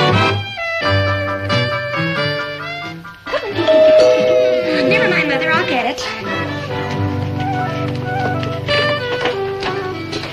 Ah, my dear, you look charming tonight. Charming, did I say? Ravishing. How do you feel, poor boy? Oh, fine, fine. All recovered from that spill you took this afternoon? All recovered. Sally, my dear, how Come meet lovely. my folks. Oh, yes, yes. Mom, Daddy, this is Dobie Gillis, the boy I was telling you about. How do you do? This is the first rule, Dobie. No candy, no perfume, no jewelry, no gifts. Why don't you sit down, Dobie? Mr. Bean will explain the rules. Oh, I'd appreciate that. Excuse me. It's really very simple, Dobie. As you can see, Sally is a very attractive girl. Attractive? She's at least the second most beautiful girl in the world. Are you sure you feel all right, Dobie? Oh, I'm fine. I'm better than fine. I'm floating. Dobie, if you could descend for a moment. Oh, yes, sir. Yes, sir. We're agreed, then, that Sally is a very pretty girl. Yes, sir. Sally is also a very tender-hearted girl. She's terribly disturbed by suffering of any kind. Oh, I can't stand suffering. I mean, when I see suffering, I just want to curl up and die. And me too, my dear. What I believe in is kindness. Boys ought to be kind to girls, and girls ought to be kind to boys. True. Everybody ought to be kind to everybody. Yeah. And not just people. I mean animals and bugs and insects and everything. Oh, you're so right. Yes. Once when I was a little girl, I stepped on a caterpillar. I cried for a whole week. Oh, I understand. You know what I hate worse in this world? What? DDT. Me too. Down with DDT. All those pretty little gnats and midges fainting and dying and suffering. Oh, it's just too terrible. It's ghastly. You know what I like? What? Automobiles. Me Automobiles? Sure. Before automobiles, people used to drive horses. The poor things had to work all day in the hot sun, and lots of terrible men used to beat their horses. Hooray for automobiles. Viva Detroit. The only time I don't like automobiles is when they run over turtles. Sally, if you don't mind, I think, Dobie, that we've established Sally's tender heart. Absolutely. Yes, Dobie, Sally has a beautiful soul and a tender heart, which simply cannot abide suffering.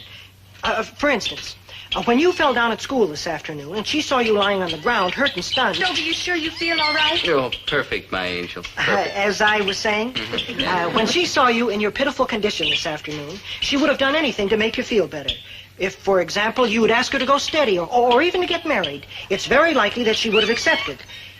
Now he tells me. What if you had proposed? And what if she had accepted? Oh, Dobie, you sure you feel all right? Oh, fine, fine. It wouldn't have mattered what kind of man you were. Sally would have said yes in any case, don't you see? I'm afraid so, but what about the rules? Well, Dobie, when Sally was old enough to start having dates, it was clear that she needed some kind of protection. I mean, we couldn't run the risk of letting some unscrupulous young man get her alone and force her into marriage by playing on her sympathies. So we sat down, Sally and her mother and I, and we drew up some rules. We agreed, all three of us, that she would never go out on dates with only one boy at a time. Never? Never.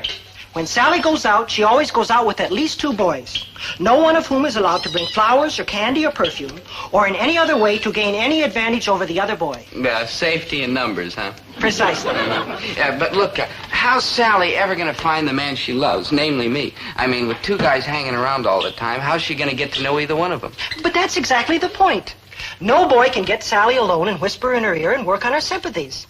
Sally will be able to pick her boy completely on his merits, not because of a smooth line or a broken leg. Dobie, the day that Sally comes home and tells us she is honestly in love with the young man because he's a good man and not just because of her tender heart, we'll gladly suspend the rules. Now, Dobie, if you wish to withdraw from the competition, please feel free. Many boys have said no thank you when we've explained the rules to them, and you can go if you like with no hard feelings. I'll stay. I'm not afraid of a little competition. Good for you, Dobie, and may the best man win. By the way, who is my competition? Hi-ho, chaps. It is I, Chatsworth Osborne Jr., fresh from another triumph on the polo field. All right, so my competition's Chatsworth Osborne Jr. So what? I'm not afraid of a good fight. I come from a long line of fighters. My mother and father have been fighting for years. So what if Chatsworth is the richest fella in town? So what if he drives a foreign sports car and wears expensive clothes? So what if he's suave and sophisticated, knows how to talk to head waiters and maitre d's and bellboys? And so what if I told you that I'm about as much competition for him as Audrey Hepburn would be for Ingmar Johansson? Boy, I'm dead.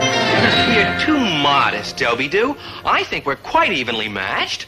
Oh, come now. It's true, Gillis, baby. I think Sally here is going to be dreadfully hard put to choose between us. Oh, come now. I do, of course, have certain tiny advantages. My wealth, for instance. The trust fund, stocks, bonds, debentures, and tax-free turnpike issues. I do, my little thrush. I can't take credit for that, any more than I can take credit for the brains I inherited, which have given me one of the 2 highest IQs ever recorded in the Western Hemisphere. Who has the other one? Don't look at me. Nor can I take credit for this compact, perfectly articulated body, which has made me, among other things, 3 times intercollegiate fencing champion. Touche! 2 times intercollegiate court tennis champion. 3 times intercollegiate archery champion. With the long bow, of course. Gee, how are you in athletics, Dobie? I can float on my back. Druffle. You must just judge us man to man. That's very decent of you, Chatsworth. That's hardly surprising. I won the North American Decency Trophy 4 years running. What do you say, Dobie? Uncle. What? I say uncle. I know when I'm licked. Congratulations, Chatsworth. Would you mind taking Sally home? Oh, chin out, Gillis, baby. You can't win them all. That I wouldn't mind. I can't win any.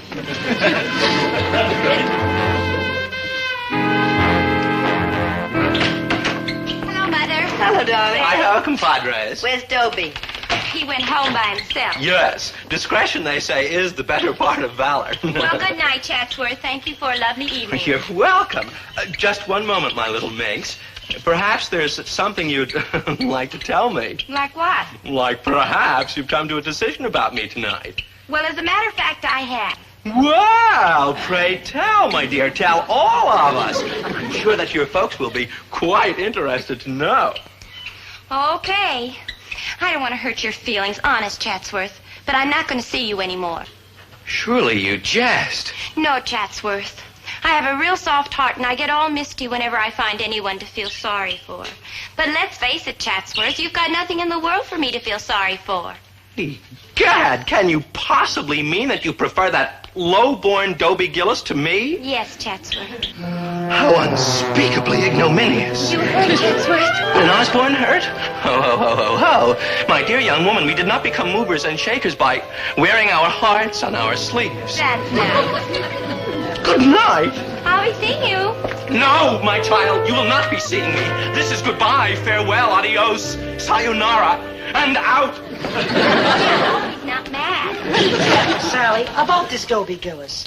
Do I understand you correctly? You're really fond of him? Oh, yes, Daddy. I felt so sorry for Dobie next to Chatsworth. I feel sorry for a Sherman tank next to Chatsworth. Yes, we know you're sorry for Dobie, darling. The point is, are you honestly and genuinely fond of him? I think so. Oh, honey, we want you to be sure that you're sure. Now try another date with him, with somebody else along. Well, if you think so. We think so.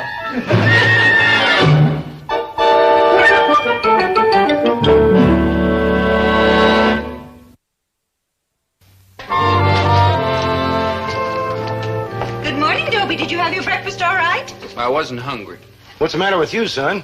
You look like cat meat. Are you getting enough sleep, Dobie? He got enough last night. It could have been later than 9:30 when he came in. 9:30? Didn't you have a good time, dear? Well, if you want to know, I had a terrible time, a rotten, awful time. Didn't get the girl, huh? No.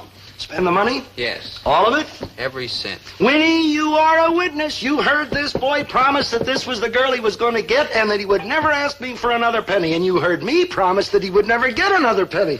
And this is one promise I'm going to keep. Relax, Dad. I'm not asking for any more money. You're darn tootin' you're not because why ain't you asking for any more money? Because money doesn't do any good with this girl. She doesn't accept gifts or go to fancy places or anything like that. You found a girl who won't spend money? Yes. And you are letting her go? What else can I do?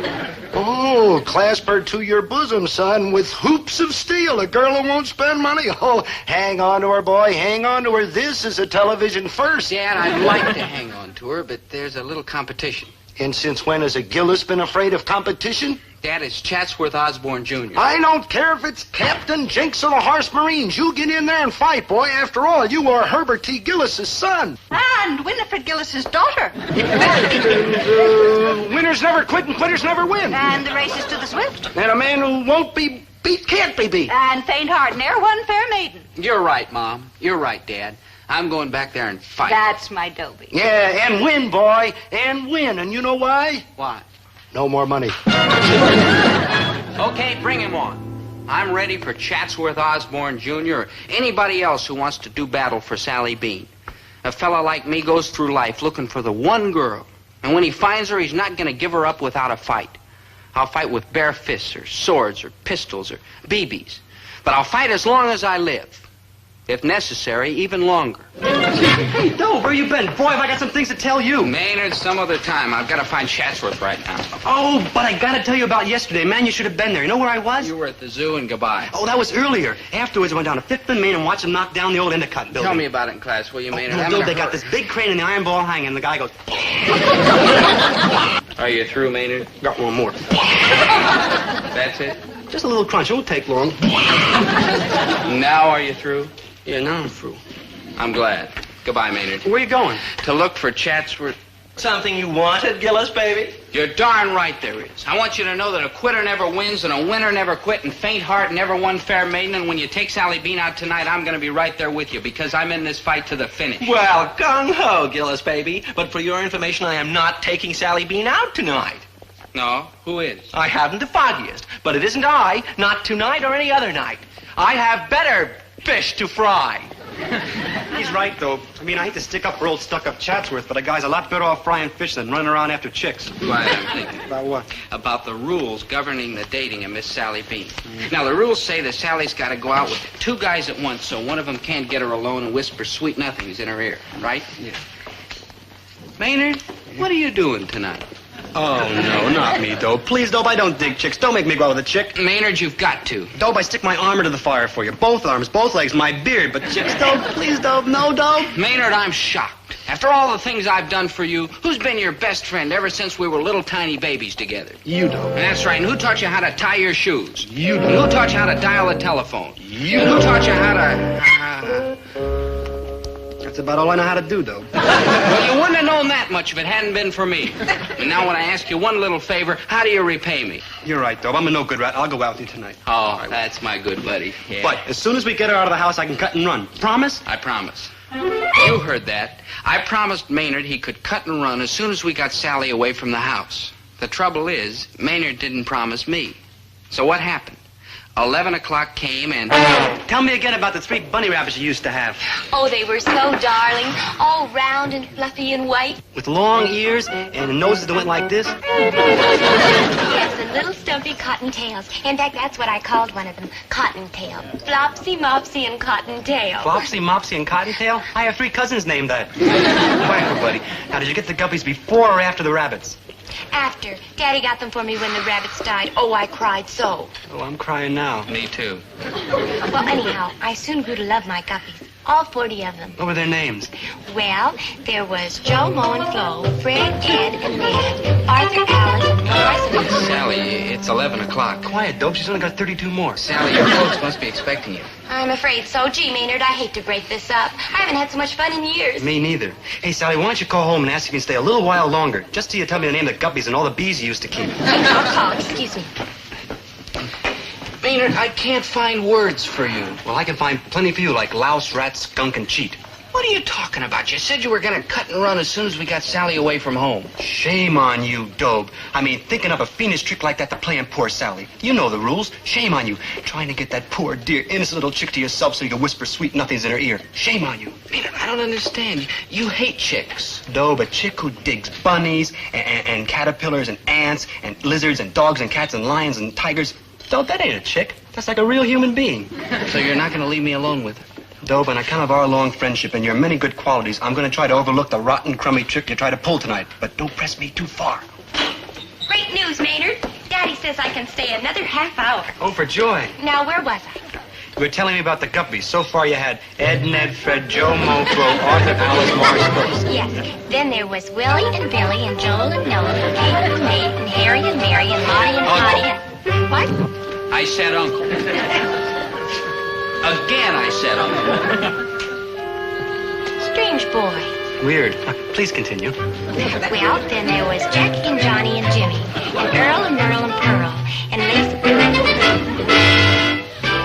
Did you have your breakfast, dear? I wasn't hungry. Hey, you look worse than yesterday. Strike on again? That's it. Now, Herbert, don't be hard on the boy. Oh, I am not going to be hard on him, Winnie. After all, he tried, and that's what counts. You did the best you could, son, and I am proud of you. And I am proud of you, Herbert. Well, thank you very much, Winnie. Son, I know that I growl and grumble a lot, but underneath this rough exterior, I'm not such a bad guy. Listen, you just forget all I said about no more money. Here, go out and get yourself another girl. Oh, gee, Dad, you're all heart. I'm sorry I couldn't have won this one for you. You tried, Dobie, and that's what matters. Certainly, and after all, there's no disgrace to losing to a guy like Chatsworth Osborne Jr. with all his loot and brains and trophies and stuff like that. Well, I didn't exactly lose her to Chatsworth Osborne Jr. Oh, some football player, huh, with a big neck and stuff like that? Well, not exactly. Well, exactly who did you lose her to? Dobe, Sally Bean and me are like engaged. I ran right over to tell you. Look, she gave me a ring. You lost to... and stuff like that?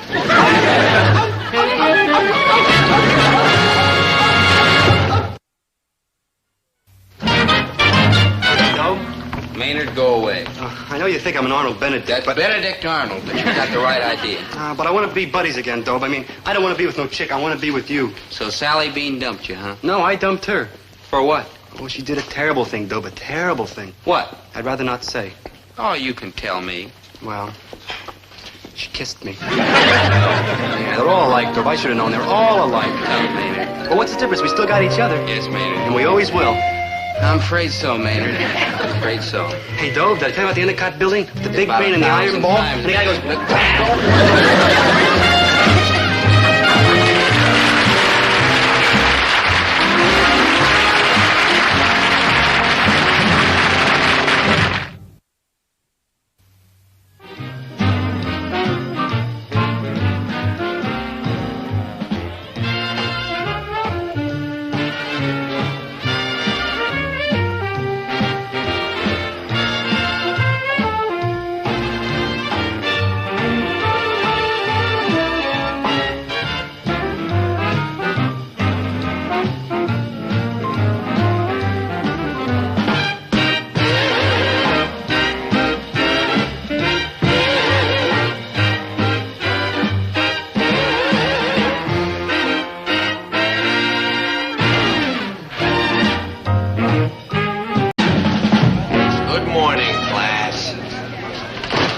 Students, and of course I use the term jocularly, please open your textbooks to page 208.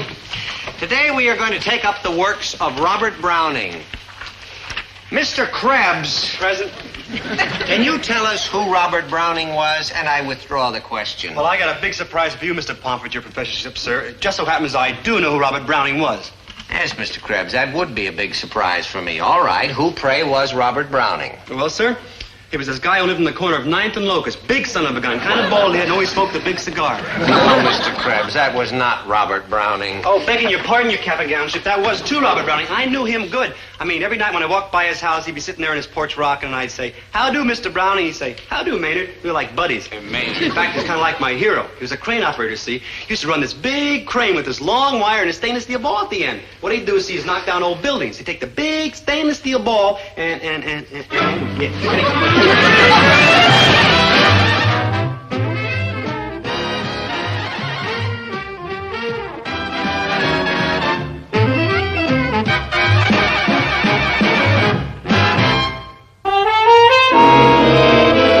Jordan, could you tell us something about Robert Browning?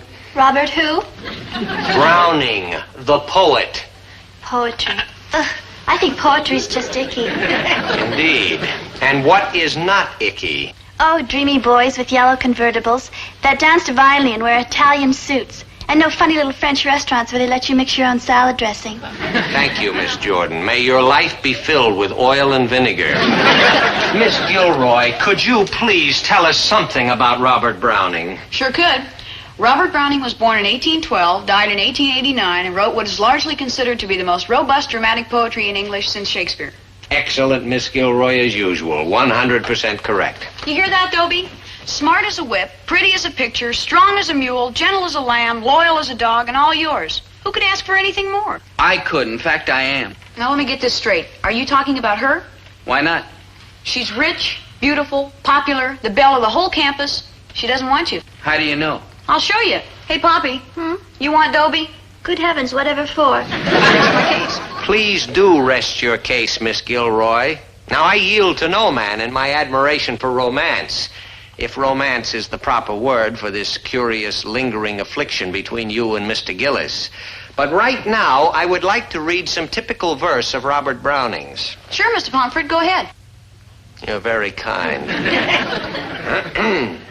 Ah, but a man's reach should exceed his grasp, or what's a heaven for? Mr. Gillis, can you tell us what those lines mean? Well, I think they mean that if a guy really wants something, I mean, really and truly, he should go after it even if it seems impossible to get. You astonish me, Mr. Gillis, and pleasantly. That is precisely what Robert Browning is saying. Like, for instance, if there was a girl who was gorgeous and beautiful and popular and desirable and the belle of the whole campus, and there was a guy who was just an average, typical American boy, why, he shouldn't say, "I'm licked, I'll never get her." He should try with all his might to win her, even if it means dumping another girl who's not so gorgeous and beautiful and popular and desirable. Now, just a minute. This other girl may not be a beauty winner, but she's a human person with feelings and dignity. And if this guy thinks he can come running back to her anytime he strikes out elsewhere, well, she's got news for him. The next time he walks out will be the last time. You'll forgive me, but weren't we talking about Robert Browning? We still are. And this girl is serving notice right now that a certain guy's reach better not exceed his grasp, or he's going to end up with a big fat zero all around. But, Mr. Pomfret, isn't that Browning's point? I mean, even if you're going to go down to utter, total, complete ruin, you've got to try to get what you really want. You've got to reach beyond your grasp. True? Well, yes, it's true, but... Thank you. Poppy, my great tawny animal. Would you come with me tonight to a funny little place I know where they let you mix your own salad dressing? Oh, I don't know. Call me. All right, Dobie, I warned you. I have nothing against Zelda, you understand. She's a fine girl with a giant IQ and a big heart and not a single cavity in her whole mouth. I like her. I respect her. I admire her. But love her? No. Who I love is Poppy Jordan, because like Robert Browning says, a man's reach should exceed his grasp. I'm going to get Poppy. It'll take perseverance, patience, ingenuity, and most of all, money. Yes, Dad, I'm taking some money. Why? Because a man's reach should exceed his grasp. Well, you keep reaching like that, and you will be grasping with a handful of sharp fingers. Dad, I'll put in my IOU. I'll work it off. Shame on you, Herbert. You think the boy's a thief? Why, he never stole anything in his life. Oh, perish the thought, but you must admit he has made a lot of unsecured loans. Dad, listen to me. Robert Browning. Robert Browning? Oh, you mean the guy who runs the crane with the big iron ball on it? Yeah, knocks that's down buildings? friends. Oh, yeah. Well, you can see how a fella could get confused. Yeah. Robert Browning was a famous poet. He wrote... Well, anyhow, he was very famous. Oh, that Robert Browning, huh? Where did you run into him, son? No, Dad, he's dead. Oh, sorry to hear that. He left the widow well fixed up. Herbert, will you let the boy say what he's going to? So who's stopping now? Thanks. Well, Robert Browning, the English poet, said, a man's reach should exceed his grasp, or what's a heaven for? Now, that means, how beautiful. Now, that means if you find... I know what it means. It means if you've got a hankering for something big and wonderful and way out of your reach, you should go out and try to get it, no matter what your good sense tells you. That's right. That's wrong.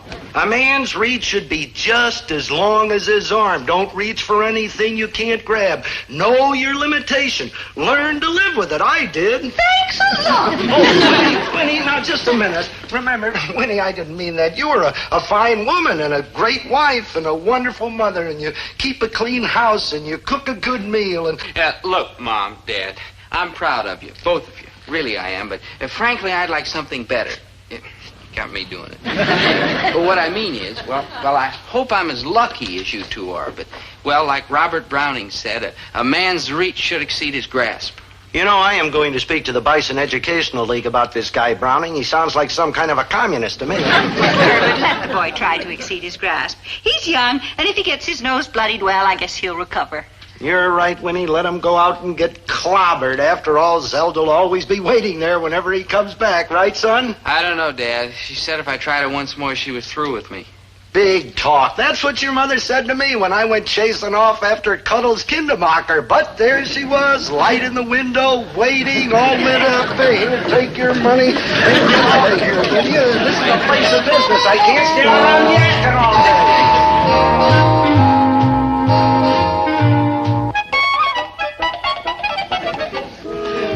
What can I do, buddy?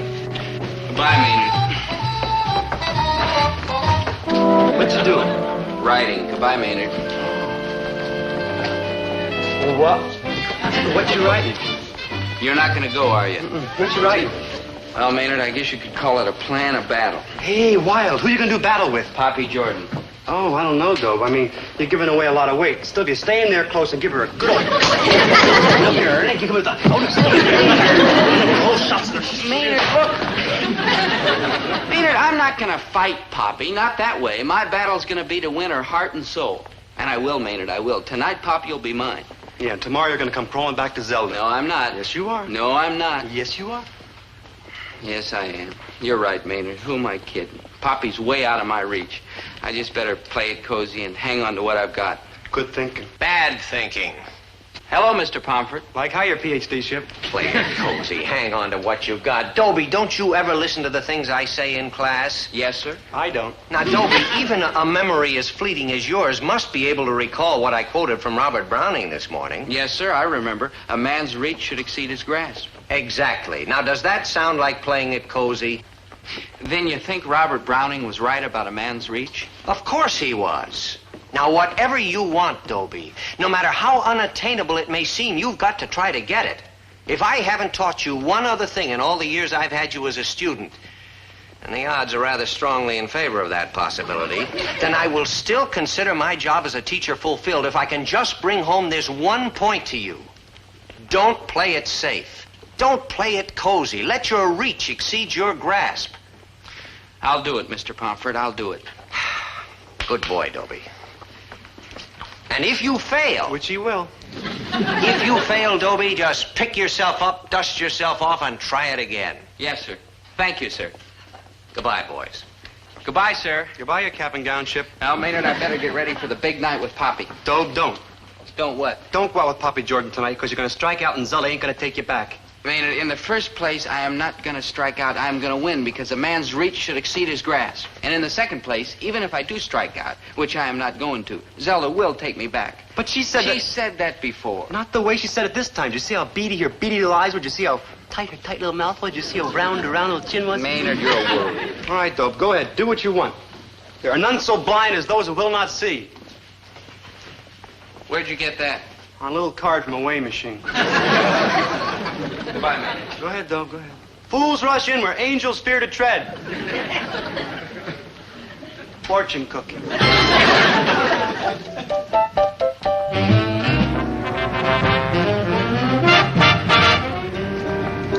Ah, here we are, my dear. A funny little French restaurant that hardly anybody knows about. French restaurant? It's a malt shop. Only to those who aren't in love. Tonight, my dear, we create our own Paris. Oh, brother. Okay, Kenny, they're here. Geez, Zelda, I don't know if I should. He gave me a $5 to do a French accent. Come on, a deal's a deal. I did your homework, didn't I? Well, okay. An enchanting little bistro, huh, my love? Let's hurry and eat so I can get home, Home, my jewel. But the night is so young and you are so ravishing. Order, hey? Of course, my own. Garçon? Oui, monsieur?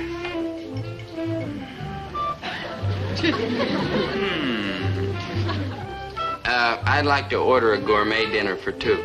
Gourmet dinner for two. Oui, monsieur. What is the spécialité of the house? Frozen pizza. Don't I know you from somewhere? Perhaps, monsieur. Have you ever been in Paris? Paris, France? Oui. No.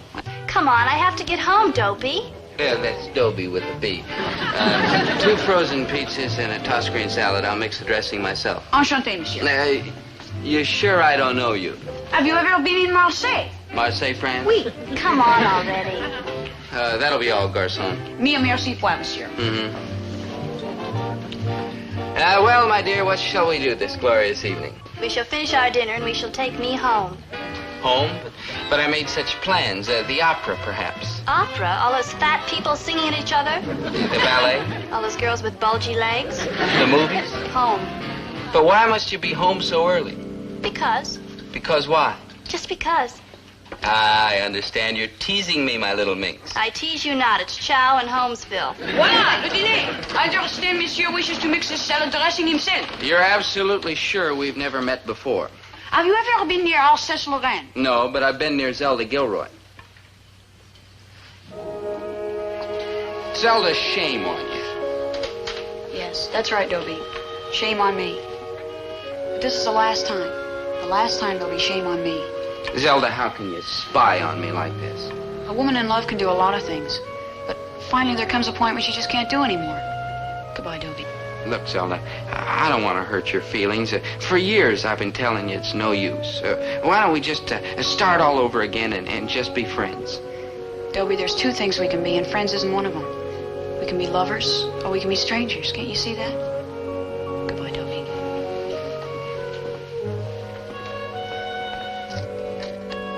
Are you gonna eat your pizza? Oh, no. Help yourself, my dear. Mix the salad dressing, will you? I'm kind of in a hurry. Of course, my sweet. This dressing, my dear, is a secret recipe known but by 3 people on Earth, all sworn to silence. Yeah, I gotta get home. Nonsense, my child. After dinner, we'll go dancing. We'll go home. Canoeing. Home. Bowling. Home. Look, Poppy, I don't understand. Why do you have to be home so early?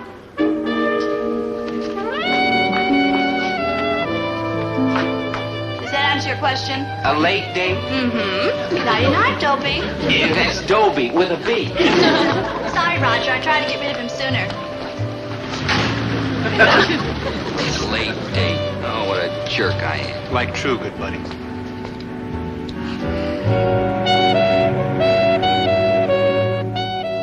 I wonder how Dobie made out with that new girl last night. I don't have to wonder. He got clobbered. That's how he made out. That's right, Dad. Oh, there you are. Well, what'd I tell you, son? You told me a man ought to play it cozy, play it safe, and you were right, Dad. Absolutely right. You're a very smart man. You bet your boots I am, He is? From now on, Dad, what you say goes. If you're kind enough to give me the benefit of your advice, well, I ought to have sense enough to take it. What's the matter, dear? Nothing.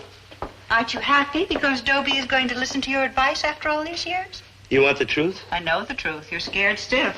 Winnie, I am paralyzed. The kid really threw me a curve.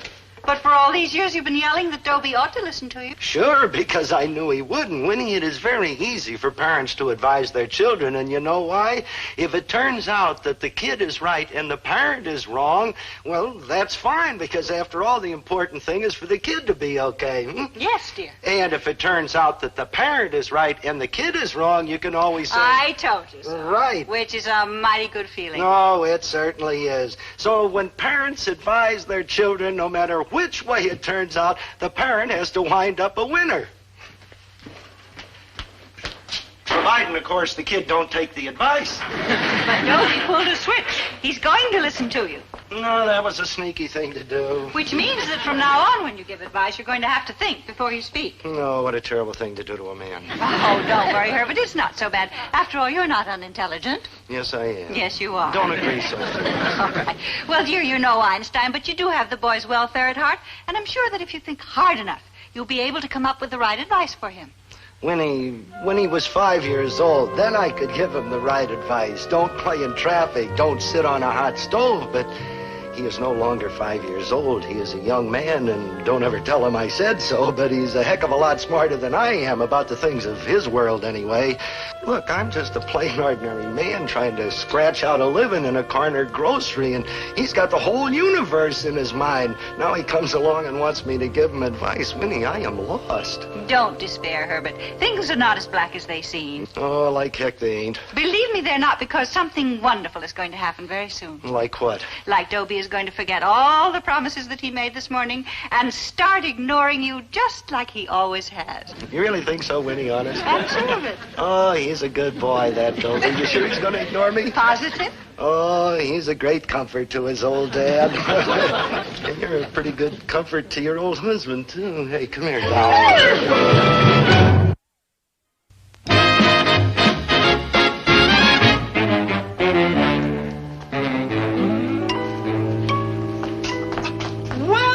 Well, but ain't old Zell. Well, if it ain't old Maine. Well, fancy meeting you here. Well, must be mighty fancy. You only been tracking me for 3.5 hours. Mind if I sit here? No, go right ahead.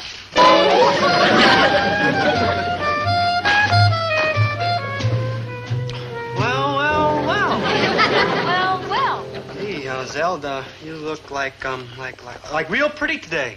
Like, thanks. I mean, your nose is so nice and shiny. Stop, Maynard. You'll turn my head with praise. Oh, I wouldn't do that, Zelda. If I turned your head, you keep running around bumping into things. Good thinking. Well. Well, what? I'd like to ask you a hypodermical question. It's hypothetical, and the answer's no. Zeld, you can't dump Dobie. He needs you. You should have thought of that earlier. Well, let's put it this way. You need him. I mean, where's a chick like you going to find another guy? No offense. No offense, Maynard. And the answer is, I don't know where I'm going to find another guy. Or even if I'm going to find another guy. All I know is I got a little bit of pride left, and I intend to hang on to it. But you can't go through life all alone, small girl. Who says I can't? Me, I just said. Didn't you hear? There's lots of other things besides love. I'll study hard. Maybe become a big scientist or doctor or missionary or something. You thought this through? I mean, your head's made up? Absolutely. So you can tell your friend Dobie... Never mind. I'll tell him myself. Dobie, I know you're hiding down there. Come on out. Come on. Zelda, listen. No, Dobie, you listen. I've got 2 words for you. The first one is good. Got that? The second one is bye. Put them all together, they spell... Goodbye? Goodbye. Yeah, Zelda. Look, Zelda. Well, cheer up, good buddy. You're always going to have me. I'm afraid so, Maynard. I'm afraid so.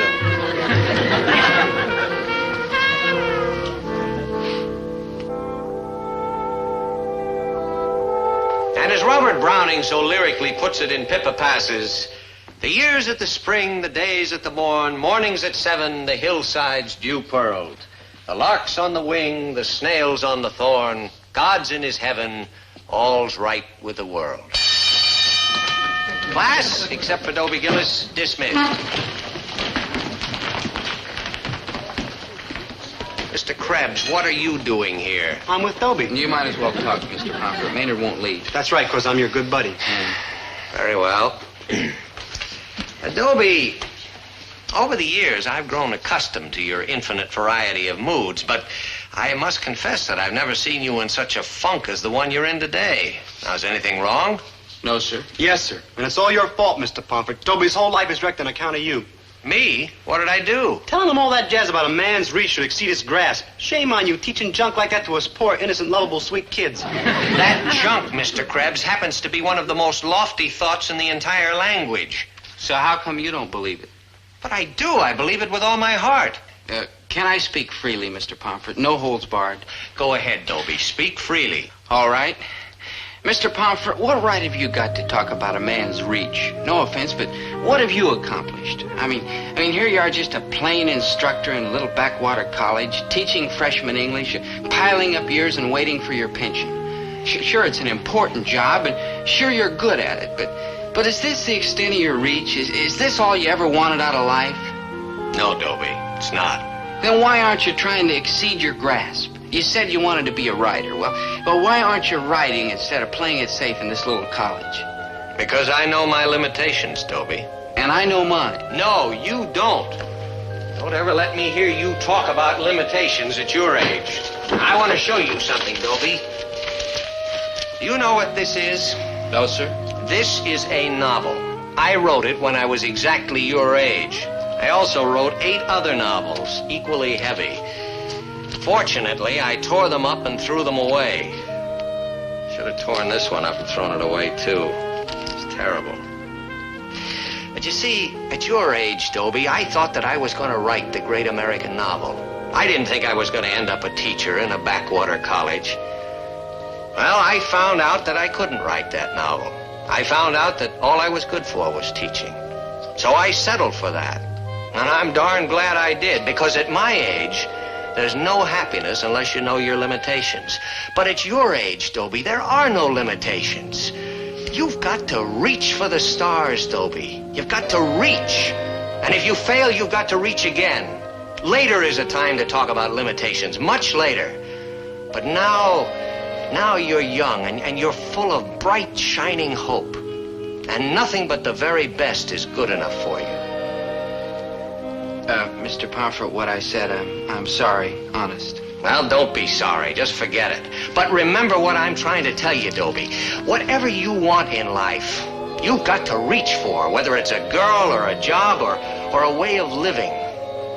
You've got to dig in and try for it with everything you've got, because that's the only way you're going to get what you're after. And when you fail, well, you won't really fail, Dobie, because just the effort of trying is a wonderful and enriching experience. Does that even go for a fellow like me, Mr. P? You bet it does, Mr. Krebs. You've got to get out there and slug for the record album or that new set of bongos you want. And by George, if you do, you'll get it, because nothing will stand in your way. Like, wow, even me. Like reach, man. Reach. Thanks, Mr. Pomfret.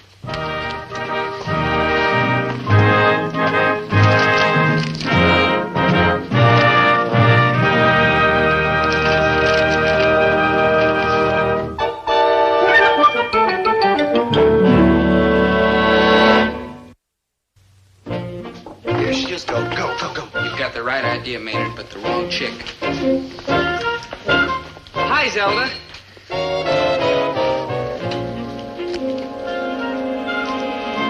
Zelda? No. Look, Zelda, I know you're a great human being, and I'm not worthy of you, but just the same, I'm going after you until I get you back, because a man's reach should exceed his grasp. It's no use, Dobie. I don't care. I've got to try. You mean you are going to chase me? You bet. There's a switch. I'm going to court you with vigor and determination and all the skill at my command. You mean you'll send me candy and flowers? Orchids and chocolate creams. And you'll open doors for me and help me And across throw my streets? coat on mud puddles for you to walk across. Have I got a chance? I don't know, Dobie. You can try. Can I phone you? If you like. Tonight? If you like. Okay, I'll phone you tonight. So long, Dobie. Oh, Zelda, one more thing. Yes? Could you lend me a dime for the phone?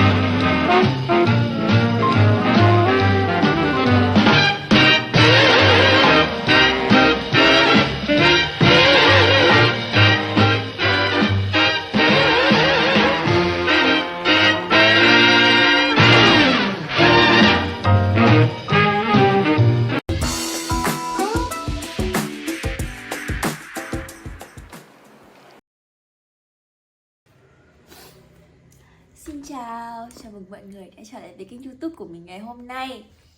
Và hôm nay mình sẽ hướng dẫn cho các bạn tô màu một bức tranh là một món đồ chơi nha. Và không biết ở đây có bạn nào đoán được là món đồ chơi gì chưa nhỉ?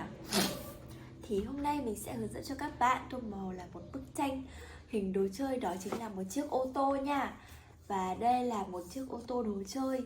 Thì cái bức tranh mà mình chuẩn bị ở đây thì nó sẽ có gồm hai hình ô tô, và bên trên này thì đã được in màu sẵn rồi. Và bên dưới thì chưa được tô màu. Và mình sẽ tô màu bức tranh bên dưới này theo cái bức tranh bên trên này nhá. Và tất nhiên rồi, để tô màu thì mình cần phải có hộp màu. Và bên cạnh mình đây thì là một hộp màu gồm 24 màu cơ bản nha. Và mình sẽ bắt đầu tô bức tranh này ngay bây giờ nhá. Đầu tiên thì mình sẽ dùng màu đỏ để tô phần đèn đằng trước xe và đằng sau xe nha. Mình đang hơi ốm một xíu, mọi người thông cảm nha.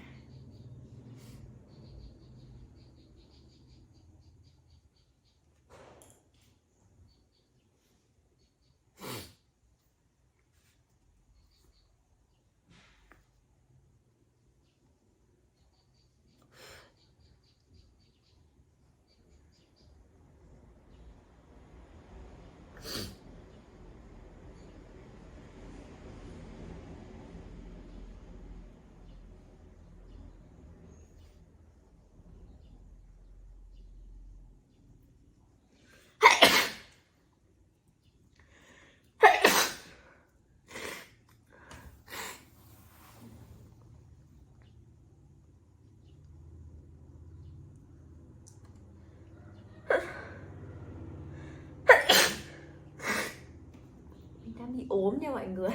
Thì không biết sao mình ngủ dậy tự nhiên mình bị hắt xì hơi, người hơi lạnh lạnh, bị hắt xì hơi á.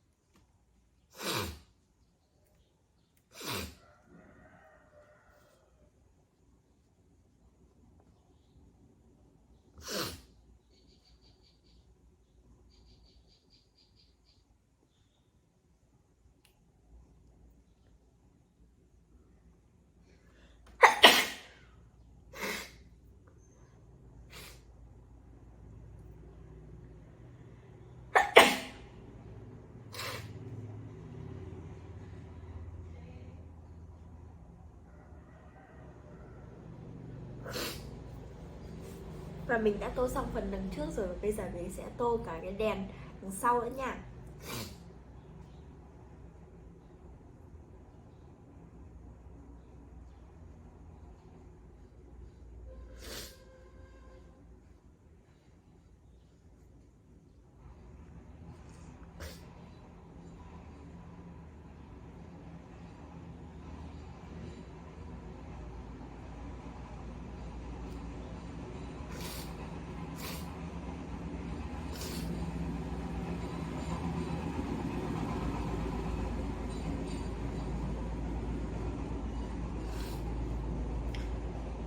Và tiếp theo thì mình sẽ lấy màu hồng.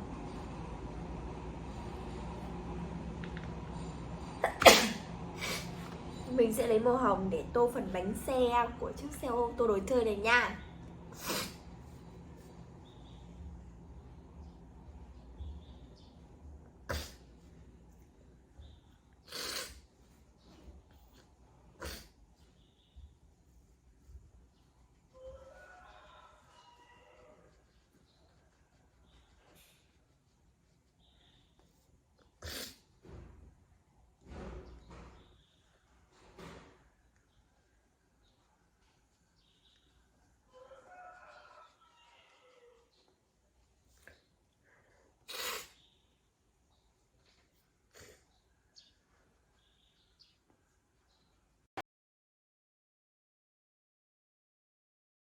Và còn lâu mới đi mà.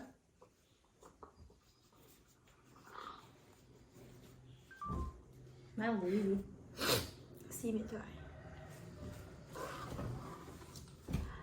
Và tiếp theo thì mình đã dùng xong màu hồng của tô bức tranh rồi. Mình sẽ dùng tiếp là màu vàng. Mình sẽ dùng tiếp màu vàng để tô bức tranh nha.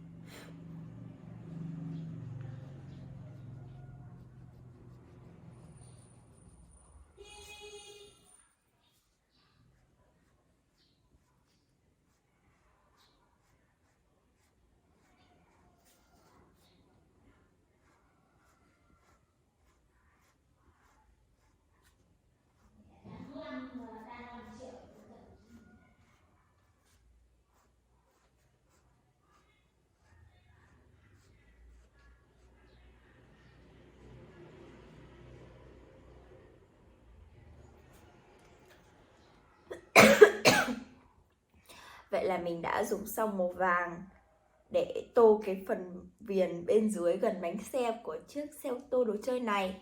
Và tiếp theo thì mình sẽ lấy màu vàng này để tô đường viền gần cửa kính của chiếc xe ô tô nha. Mình sẽ hơi hướng cái điện thoại xuống một xíu. Sorry mọi người.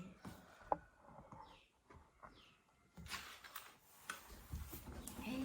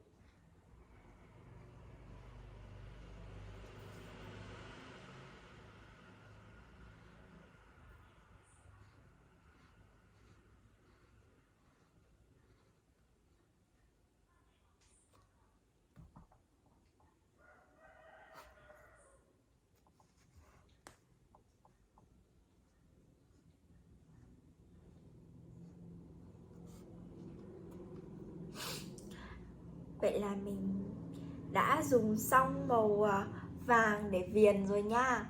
Và tiếp theo thì mình sẽ